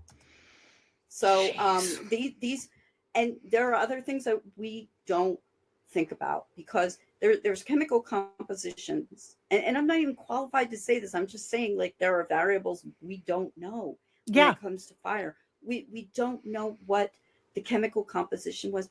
That, you know, a dog could have like shit on a lawn 5 weeks ago, and maybe that has some kind of effect on the chemical composition that, you know, you don't know. Nope. You really, you have no idea. And I saw pictures that they were spraying like a purplish fire retardant, like they were actually chemtrailing people and they were spraying fire retardant on stuff, and it has successfully helped. But again, we don't know why one thing burns and why another thing doesn't. No. Science, and I'm sure there's people smarter than us, and she's not one either. No. There's one car that has police lights on the top. Wax spot. That's some Maybe that's the lighting of the way the shot's taken. How do you know that was waxed? But the inside is completely toasted. There's nothing left but just the raw bare metal. How is the do you inside explain that? toasted? That's not Show me heat that doing picture. that. Yeah. And some of them have plastic trim around the edge. Many of these cars were flipped over and were actually flipped onto their roofs and all that. And I remember people telling me the explanation I got when I brought that up. I There said, was a how big could wind. these cars be flipped over on No their shit. roofs? And the He's watched the explanation people I fucking initially running got was, from it? well, when the buildings came down, there was such a force of wind, almost like a do you wanna pull tornado, that that it was clip that up? powerful it could flip It's cars. horrible. And then I looked at the If you photos can in your find book it, of the flipped because I see cars. the screen's and open, I will. Right next to the Okay. car, you see a tree with all its leaves on it. So clearly the cars were not flipped by some. That's what I was just talking about when he says, well, some of the trees weren't burnt. That's the same thing people are citing in California. Well, there's still palm trees. Well, why is that bush there? Well, why is that? There are reasons for this. Dry foliage. Some stuff soaks up more water. I mean, Energy wind that happened, because if that would have happened, wouldn't the trees have been stripped of their leaves? Correct, you're spot on. And also there are witnesses who described being lifted up and carried like a block. What explanation did he give as to what happened to him? He didn't know. That wasn't, I've seen tailoring of his testimony over time, and I think it's just to stay out of trouble. That initially what he said, you know, he really described what he experienced, and then since then it morphs into, well, it must have been a big gust of wind that blew me. But he said it was picked up like being picked up by a tornado. Probably fucking terrifying. That I found very interesting, because I've also been looking into tornadoes, and there's a lot of similarities with what happens. Stay tuned for my again, two-part interview with I've Judy also Wood been on looking Aura.tv. into. Yep. Like, I like looking into tornadoes too, but I'm not trying to play myself off as an expert. I'm going to drop the link. It's the NJ Burkett footage. Okay. You don't play the whole thing. Okay. Yeah, is it in the studio chat. And okay. yeah, and you don't need to play the whole thing, but start it at the beginning. Okay. And play it up to the part where it gets the dust gets very animal. Okay. And you know where yeah, the dust, it just right around the corner. It's amazing.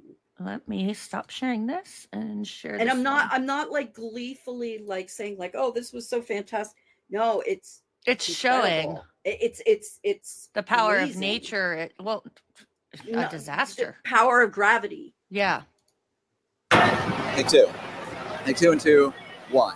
This is as close as we can get to the base of the World Trade Center. You can see the firemen assembled here, the police officers, FBI agents, and you can see the two towers. A huge explosion now, raining debris on all of us. We better get out of the way.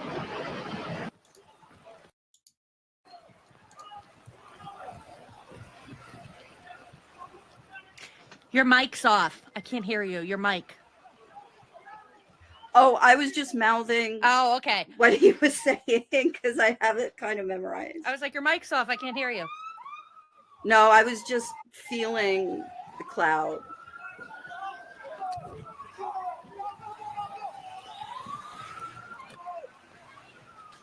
And there's that one photo of the guy like running, and you see the cloud behind him. I thought this was the footage where you actually see it come out from behind the corner. It like makes a hard, it's coming. sharp right turn. Because there was one guy who was running with his camera facing backwards. To like make a conspiracy theory, I mean, you see these the absolute horror from these people. Yeah. Yeah, the cloud does come. I was peeking ahead here. Okay. And they think they're out of it. It comes out. Yes, that's the part. There it is. Yeah. Look. They think they're safe, and it just. And the one where it just juts behind the corner, I just remember thinking like that's like a cat chasing a mouse. It honestly is. But and the funny thing is that was his take too. If they had gone with the original take, he might not have gotten that footage at the moment. It's just absolutely horrifying. And I remember watching this, and what they've taken from people by perpetuating this is,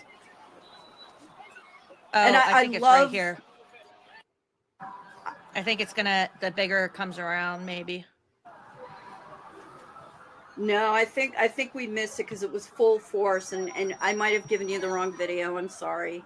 But I mean, this still shows like the full force of what these people were facing that day, and what Jesse and his guests are taking away from everybody. And if she really wants to talk about conspiracies about dust, let's talk about how more people have died because of rescue efforts at Ground Zero than people who died on the day of 9/11. Okay, more. 9/11 continues to kill people to this day. This day. And you can see in my photos a picture of all the medications one of the first responders has. And you heard it from people on the ground who went there. They said, we knew we were breathing in toxic fumes, but we had to help. It's incredible. Fuck these people. The dust went up and up and up. And so, okay, how far up did it go? So let me go look at some weather satellite images to see how far up it went. And I looked and I went, whoa, what is that? And she's so excited about all this. It's not right nervous off the stuff. coast of New England, off Manhattan. Does she know how to read satellites? According to your book, after I don't 9/11 either. happened, the entire hurricane changed direction, didn't it? Right. Now, there was a high pressure system coming in from the west, but on day one, they thought that was going to cause it to turn around from the text messaging from the National Hurricane Center, and it didn't turn around. On day two, they thought it was going to turn around. It didn't. Wait, Day hold three, on, they thought it was hold going on. to turn around. It didn't. Day four, they. Did she say text messaging from the weather system? Let me back up. Well, let's see. Okay, because there is a very big problem with that, and I'll tell you what it is. Let's see. It was shocking. And how I discovered that, I was looking at how the dust went up. The dust went up and up and up. And so, okay, how far up did it go? So let me go look at some weather satellite images to see how far up it went. And I looked and I went, whoa, what is that? And it's a hurricane, Hurricane Aaron. And it was right off the coast of New England, off Manhattan. And according to your book, after 9/11 happened, the entire hurricane changed direction, didn't it? Right. Now, there was a high pressure system coming in from the west, but on day one, they thought that was going to cause it to turn around from the text messaging from the National Hurricane Center, and it didn't turn around. On day 2, they thought it was going to turn around. It didn't. Day 3, they thought it was going to turn around. It didn't. Day 4, they thought it was going to turn around. Well, it's a good thing it did, because they're out of time. Because it was right at the end of Long Island, and I think she said out of time, not text. from the outer bands I think of that's the where the hurricane. Okay, And you because can't one evacuate thing that however many millions was of people live in Manhattan. There was text messaging in 2001, but the most advanced phone at the time was a BlackBerry. The majority of you and I, as common citizens, I didn't knew have a more cell phone about until we knew what was going on more than the people inside the buildings, because and there were a few people with BlackBerries, but texting was not as prevalent in 2001. Oh no, because And, you had to do the letters. I used to be fast at that, like and 3 letters also, on one number. Just so we're clear on this, that the majority of the phone calls from the planes were made on the airback phones. There were a few cell phone calls, but they were very short, they were very spotty, and it also depended on the altitude. I just want to make that clear. Thank you, Steph. Oh, come on, Judy. I don't want to see your frozen face anymore. Can you correlate what happened on 9/11 to the changing of direction of this hurricane? No, I try to be very careful, especially if you're approaching something that you think is a psychological operation. It's very important. She just said it's a to not be psyop. led by what you. Hold on. Right, but she has to call it a psychological operation because she knows that it sounds better that way. Yeah, that was interesting. Well, I missed good thing that. it did, because they're out of time. Because it was right at the end of Long Island, and it was also raining on Cape Cod from the outer bands of the hurricane. And you can't evacuate however many millions of people live in Manhattan. Can you correlate what happened on 9/11 to the changing of direction of this hurricane? No, I try to be very careful, especially if you're approaching something that you think is a psychological operation. So she thinks It's this whole very thing's a psyop important too. to not be led by what you think, because breadcrumb trails could be left there to follow. And so I go with what I know that I know that I know. Let me translate. And the hurricane was there. And I speak fluent conspiracy theorist. Yes, you're What right. she's I saying- thank you for helping me get into that mindset of what they're. I mean, it's helpful. And I know I was trying to say, oh, maybe she's smiling because she's nervous, because I get that way sometimes. But I've also been gleefully psychotic like she is. So I've walked similar paths. And what she is saying is, along the way, as you look through these various truth or theories, you are going to experience cognitive dissonance, because your logical brain is going to be telling you these things just don't make these controlled demolition theories don't make sense. Every theory they have brings up more questions, and then they have to answer those questions, and it becomes very what is it, Socratic? Yeah. But in a bad way, because you're creating more fantasies to explain why orcs and elves exist. She is telling you along the way you're going to experience this cognitive dissonance, that this stuff can't be true. And you can't let yourself be swayed by that voice of doubt.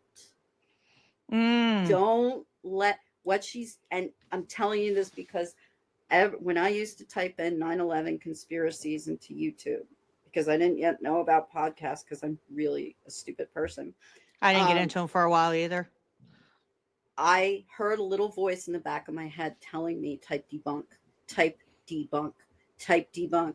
And I ignored it. Mm-hmm. Sassy said, she's heard that voice. Jatarth has mentioned, like, kind of hearing that voice. That's why I say doubt is the way out. That is the voice of doubt that is trying to pull you back to reality. And she's telling you, ignore it. That's what she's really saying here. I wouldn't have picked up on all that. I love the name of your group and that you just explained it that way. That's really. Sure, I know that. People were not notified very much. It wasn't zero reporting. It was well underreported. And you know that weather stations love to milk him for all they can get. They, 9/11 Perhaps- happened, Judy. The hurricanes coming. Yeah, Are you ready? yeah. Are you ready? Guess And what? everybody's excited about it. This Michael wasn't Jordan mentioned. coming out of So that was retirement strange in itself. Yeah. was, And I start what's wondering, his okay, name? what Was put do to we death. do? Timothy they produce, McVeigh, a static field around Aaliyah. them. People talk about feeling the weather change. People with arthritis often describe feeling the weather coming because they're sensing an electrical kind of atmosphere around the storm system. So, okay, I went and looked at the weather reports for the 3 major airports surrounding. It's not necessarily LaGuardia. Wait, it's not necessarily JFK, an and electrical Newark Airport. sense. What it is like barometric pressure. Like my knee, and I don't even know why my knee does this. My knee will sometimes hurt, and I'll be like, "Oh, it must be the rain coming." And sometimes I do that too. Sometimes my lower back tattoo, my Ouroboros, will start to itch, and that's when I know like rain is coming and stuff like that. It's and someone please correct me if I'm wrong, but the only time that someone actually experiences like the electrical charge is if they are close to or about to be struck by lightning. Before Jim Caviezel was struck by lightning, when they were filming The Passion, he said that his hairs stood up and like he felt the current. The air is kind of what they call it, energized or something like that. Like is the phrasing? Yeah, I believe. you're gonna, if you're close to it, you'll feel the. And my mom and I know it's like a matter of whether it's real or not. My mom claims to have seen ball lightning, like a ghost, like come through a wall one time and just like whatever. I don't know, but that electrical. And please, someone correct me if I'm wrong because I'm not a meteorologist, I'm not a scientist, but it seems like she's kind of equating a lightning strike with barometric pressure. Yes, I would say so. And again, that's like I've heard things, but that's not my area of expertise, so I can kind of but I'm say this is what we think, trying to parse it out. Yeah, it's better than what she has. Yeah, exactly. We're not like saying we're to defend it. We're like, no, correct us if we're wrong, or is this the way this works? Because this isn't what we know about. And all 3 reported having thunder on 9/11. The 9/11 family survivors, have they responded to your work at all? Are they opposed to you? Do they support you? Are there any victims of 9/11 you've ever been in there's her contact website with? with all the crazy. Yes, I've pictures. had several people contact me after reading my book, and they've just been very appreciative of what I've done. They've sent me some gifts, and just they said it's the least they can do to thank me for putting an end to their wondering what happened. I'm sorry, or were you sighing at her or me? Her, not you. Oh, okay. I'm like her being like, and they got me gifts, and they're so appreciative. Shut up, Judy. Here's the thing. I mean, we have no way of, verifying saying whether that she's right or wrong. Yeah. We can't prove it or disprove it. But here's something that we do know. When Alex, let's go to Alex again. When he talks, and you hear it all the time, Dan points it out. Alex can't go to the goddamn mailbox without 30, probably more like 45. He can't go to water either. He can't be in a hot tub. shaking his hand. And this is the conspiracy notion that is tied in with this narcissistic sense. Like you can actually develop narcissistic tendencies without having been born a narcissist. Yeah. The conspiracy theory worldview makes you the most important thing. It makes you the center of everything. And she is, I think I lost my train of thought. I had it. Narcissistic, Right. acting like Alex Jones. Okay, the person gave her the gift. Overblows. Yes. Alex overblows if he says that he's had a lot of people, or if he says something like 10 people, what he means is like it was one person. Or it never happened and it happened a long time ago and he just keeps retelling a new story.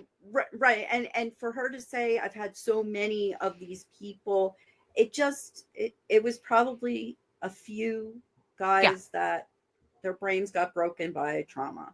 I agree. And it could be none too, but Chuck is probably sadly one of those people because he did mention her specifically on my phone call with her. And again, I can't prove that, but if you trust me in general, if you believe me as a person, you'll believe I had a phone call with this guy. And oh, I do. He believes that her method is right. So I'll bet you, I will bet you it's him. So your contact's been very positive with 9/11 victims then. There hasn't been many that have been negative to you? Of the ones that have contacted me. And while I was working on the book, there were also first responders I was communicating with. Here's your Chuck. And some of those didn't want their names used because, well, truthers come after them, and you know, it becomes pretty nasty. Yeah, what I found interesting was when I was on a book tour, and of course I was asking a lot of questions. I had a New York City fireman come up to me on a book tour. I think I was in New Jersey at the time, and he handed me a key. Here's the key, that Steph. was from the World Trade Center. It said right on it, and he said, "I want you to have this." And I looked at him and said, "I don't want that." I said, "You should keep that. You guys are the ones that died on 9/11. He said, "No, we all," and he meant the other firemen, "we all want you to have this," because he said, "You're speaking for us. We can't talk about it." And I found out that any of them, if they talk about it, they lose their retirement. How That's can that bullshit, be and I'm built going to into? speak here from personal knowledge because my cousin's husband was part of the, hold on, I wrote it down so I would have this here because this really pissed me off. And I sent you this a long time ago when we first started talking. He was part of the Arlington County Fire Department, and they were at Flight 93, the crash, not 93, I'm sorry, the Pentagon crash. Within 10 minutes of it occurring, he was the first person there. He retired as a battalion chief there, and he wrote a whole paper a year later about how they responded to the event, what had happened.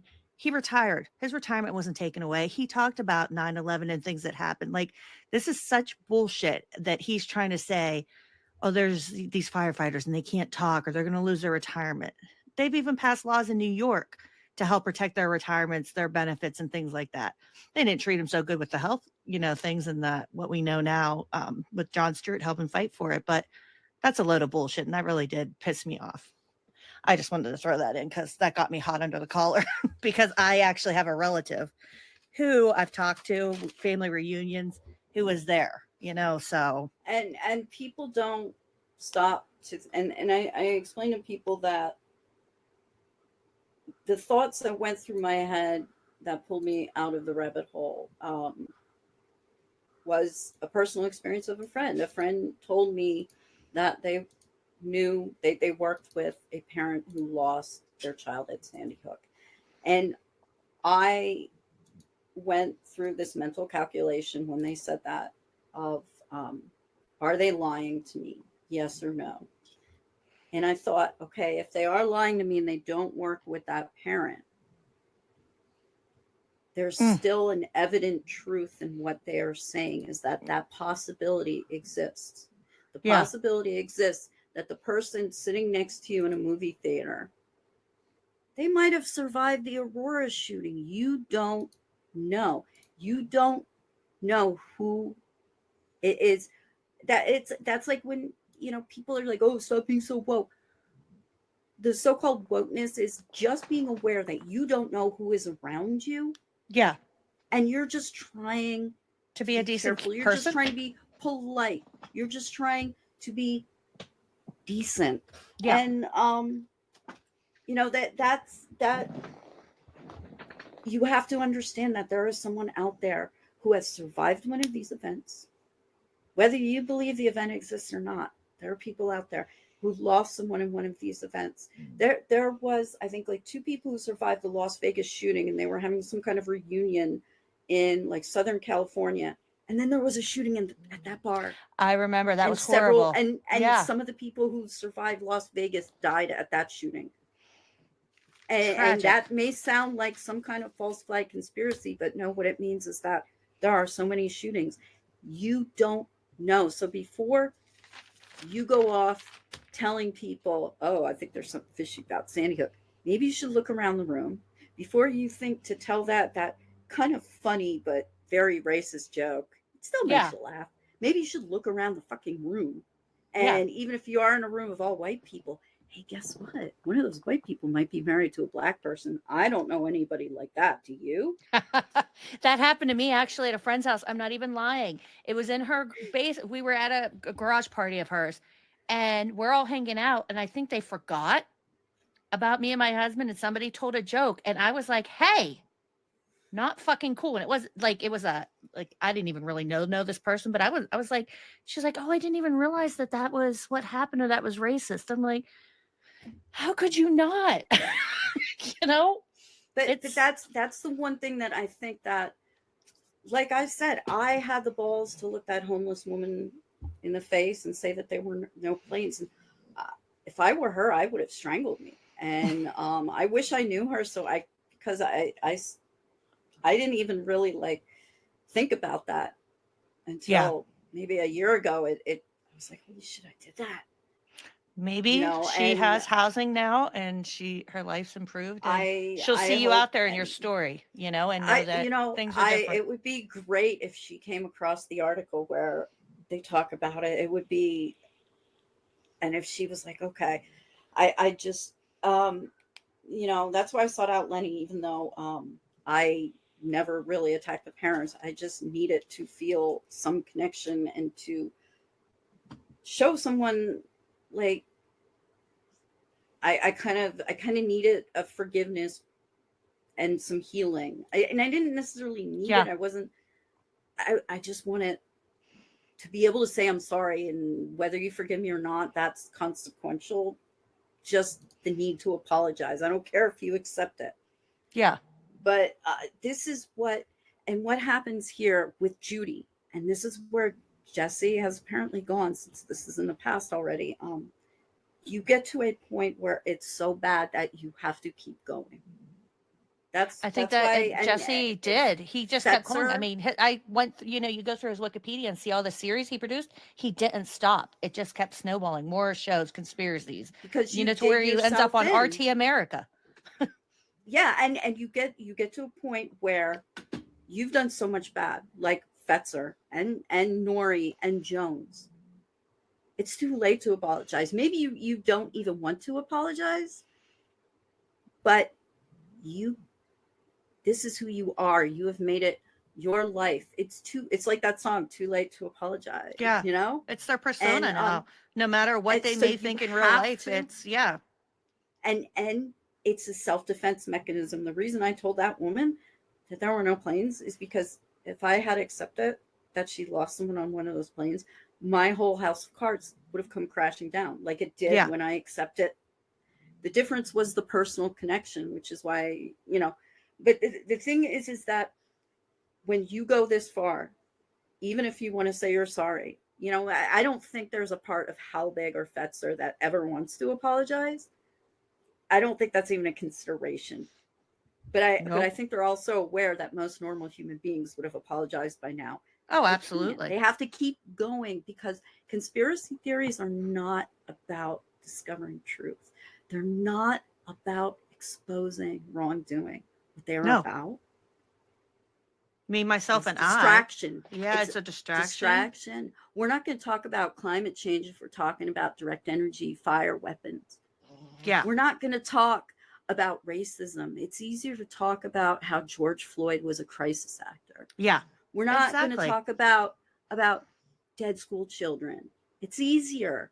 Or PTSD from soldiers serving overseas. It's easier to say that they're being piloted off to Mars in a secret space program and their minds are wiped. That's why they have PTSD. And a lot of the people that were in the Sandy Hook Facebook group chat transcript, these were parents. And there's something to factor in on that. It's just like the guy who I think of Daria when she said during the deposition, I didn't want to believe that your children died. It was like she said something nicer. To that. Yes. Isn't it nicer to think that the children are still alive? Because in her twisted mind, it would be nicer, but that means that they were also actors. And why? What's the point of the whole charade? Show me where The gun legislation hasn't even changed. Show me how the false flag changed. It didn't. And it just doesn't. No. It doesn't make. I'm sorry. It just, No. This commentary I'm watching, and this is what we do. We're breaking down. they're I mean, selling we're gonna you go all on over. a distraction. Like when are you sheeple gonna fucking wake up that conspiracy theories are a conspiracy to distract you from the world? Mm-hmm. That's what they're doing. The conspiracy theories, those are your real fucking psyop. And if I sound like a conspiracy theorist, you understand how meta this shit is getting because conspiracy theories do distract us. Oh, they do. Collective and that's what bargaining. I don't know about that, but what I do know of the ones I've talked with, some of the things they've seen, and my book only touches on some of their experiences. I'm working on another book that has more of the up close and personal type of information. I'm just but the stuff that they reconfirming saw that was just the horrendous. Chuck I spoke to can't is the imagine same what one I poor mentioned. firefighters went through because they're geared to save lives. And here are these people coming out of the windows, and they couldn't save them. They felt helpless. That must have been just so horrible. And other weird type things that no one would believe if they talked about it. So of course they don't want to talk about it because they look like a lunatic.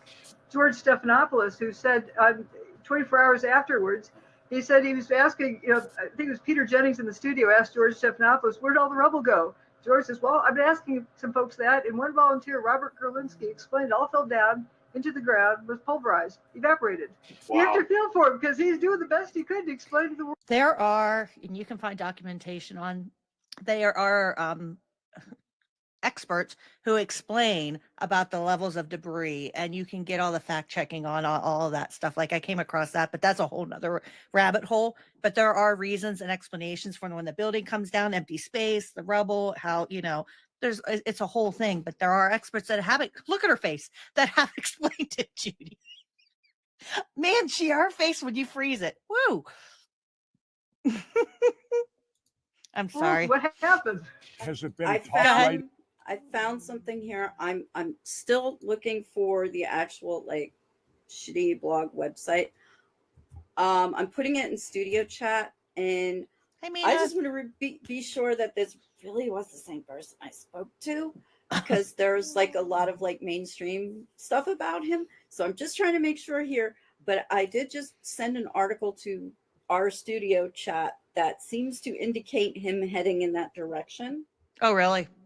Yeah, it's like some hardcore fundy Christian stuff. Jesus. Reading this So book, embrace your being life called a gotten fool by worse this since you world wrote if it this means book, being or has called it gotten faithful by God. Huh. So I'll take a look at but that. I still want to be sure. Now I'm freaking out. Did I just drop someone's name and it's the wrong person? I think you're fine. Freaking out. Okay. Don't freak out. Just be, Okay. if you made a mistake, you made a mistake. That's what Actually, it is. I can confirm that. I'm going to mute myself. I'll be right back. Okay. I'm going to continue this. And actually, Steph, do you have your song I can play? Because I have to use the restroom. The DJ D'Anarchy for an interlude while I go to the restroom. Can you drop that for me? Yeah. Give me 1 second here real quick. I'm just switching. That'll give you a second to look for that, and I'm going to use the restroom real quick. Do you want the long one? Yes. I'm not going to go to the restroom that long. I just have to pee, but that way. Okay. So it's not dead air. Yeah. Sorry, gang. Okay, I'm dropping it in studio chat. Oh, okay, I got it. And I'm going to mute myself and make a quick phone call. And I am going to use the restroom, but I'm going to leave everybody with a little interlude music while I go to the restroom here.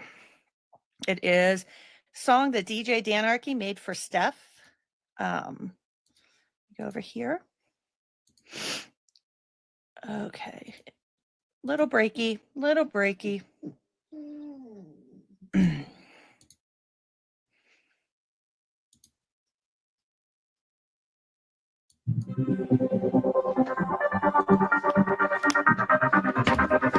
Okay, well, we've got to leave the line because you didn't turn off your radio. People turn me off all the time, but I'm still here. Turn your radio off, please. First time caller line, you're on the air. So we're back where we began. Oh, you called already, didn't you? Yeah. You're right. You're off. You're out of here. Goodbye. And that's the way to get that done. Radio off. All right. All right. Turn your radio off. Turn your radio off. Radio off. Turn your radio off. Turn your radio off. Radio off. All right. Radio off. Turn your radio off. Radio off. Radio off.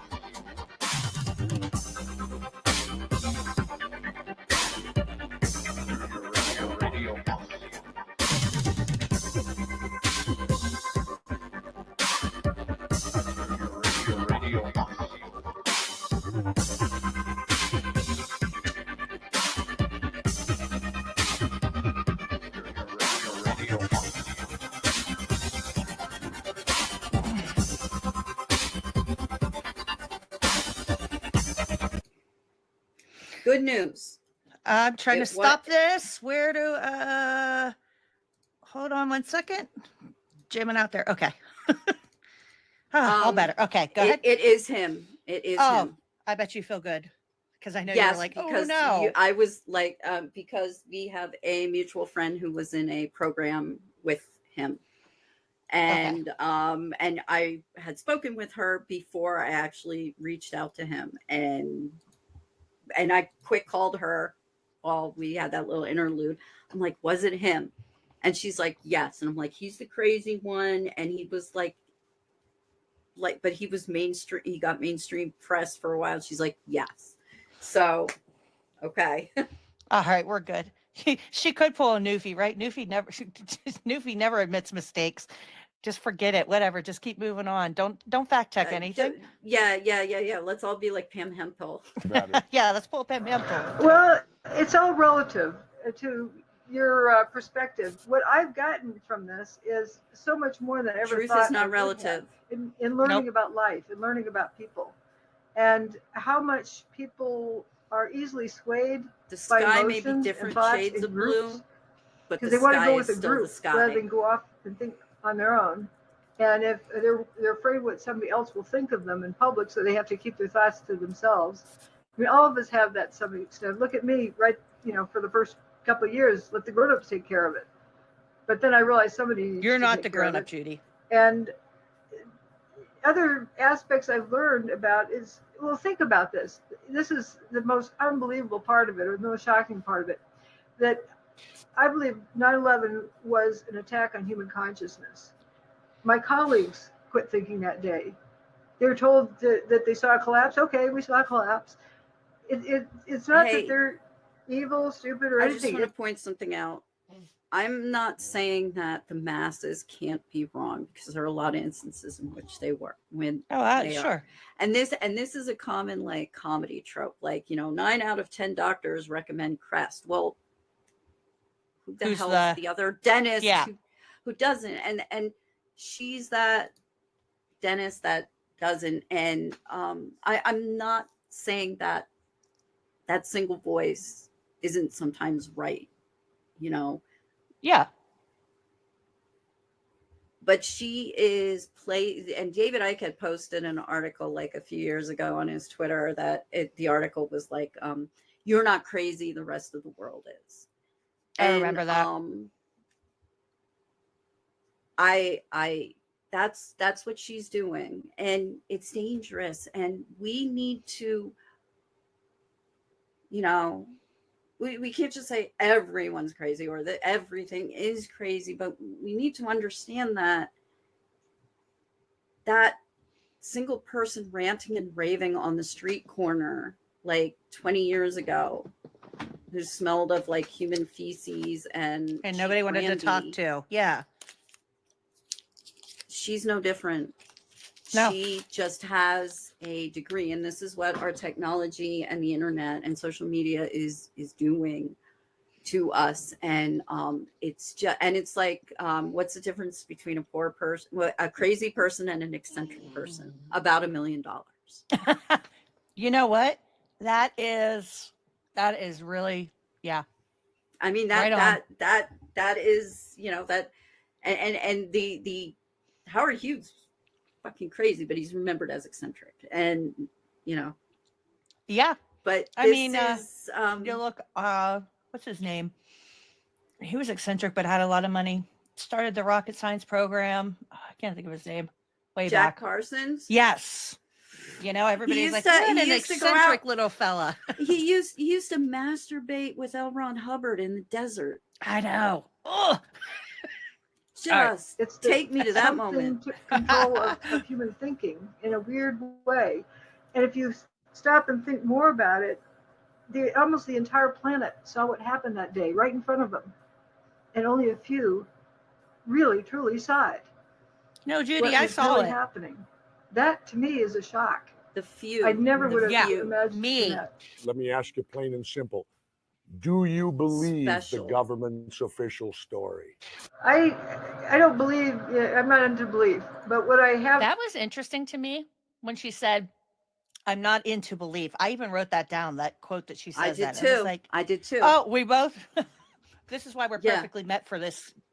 I was like, that's very interesting that she's not into belief, but she believes that, like, you believe nothing in your life, you're not into belief at all. Like, that's such a blanket statement. We can compare this to Alex in the defamation cases with Mr. Jones. Did you? And he would go off on this long rant. It's a yes or no question. Jesse just asked her a yes or no question, and it demands a yes or no answer. Yeah. And you should start it with yes, comma, but. No, comma, but. I'm not sure, comma, but. This is a tactic, a propaganda. She may not be aware. You know, some of these things she may not be aware of. And this is a propaganda technique that it's obfuscation. I'm not going to give you a yes or no answer. And Alex is not really good with that kind of stuff. Oh, he's terrible. And that's why he kept getting yelled at on the stand. And it was almost comical. And I don't think he was doing it on purpose. No, and just I don't think so either. Like he went into a fucking ad pitch on the sand. I know. I don't because it's think just it's just right, ingrained. This stuff is ingrained in them. She's just I don't I don't give an answer. Just go ahead, ask me that question. Yes, I believe the official story, comma, but there are still questions that I have. There you go. I want to know about Saudi Arabia. I want to know more about the personal stories that will never be known. Yeah. And those are my questions. And I had a lot of questions about 9/11, but guess what? All the conspiracy theories that were answering my questions were preventing me from seeking out the answers. Yeah. That were already out there. That you could have read about and found and got the other information on. Yeah, when people say, why don't debunks work? It's because that's that little voice that was whispering to me, and I kept shoving it away. That's why debunks don't work on people who are already pilled. So it just, I don't subscribe to belief. I don't believe. And this is also kind of the above the left right paradigm. The sainthood martyrdom of the hero's journey. This is very Campbellian because she is actually taking you on the hero's journey. Every conspiracy theorist sees themselves as the hero's journey, where she is.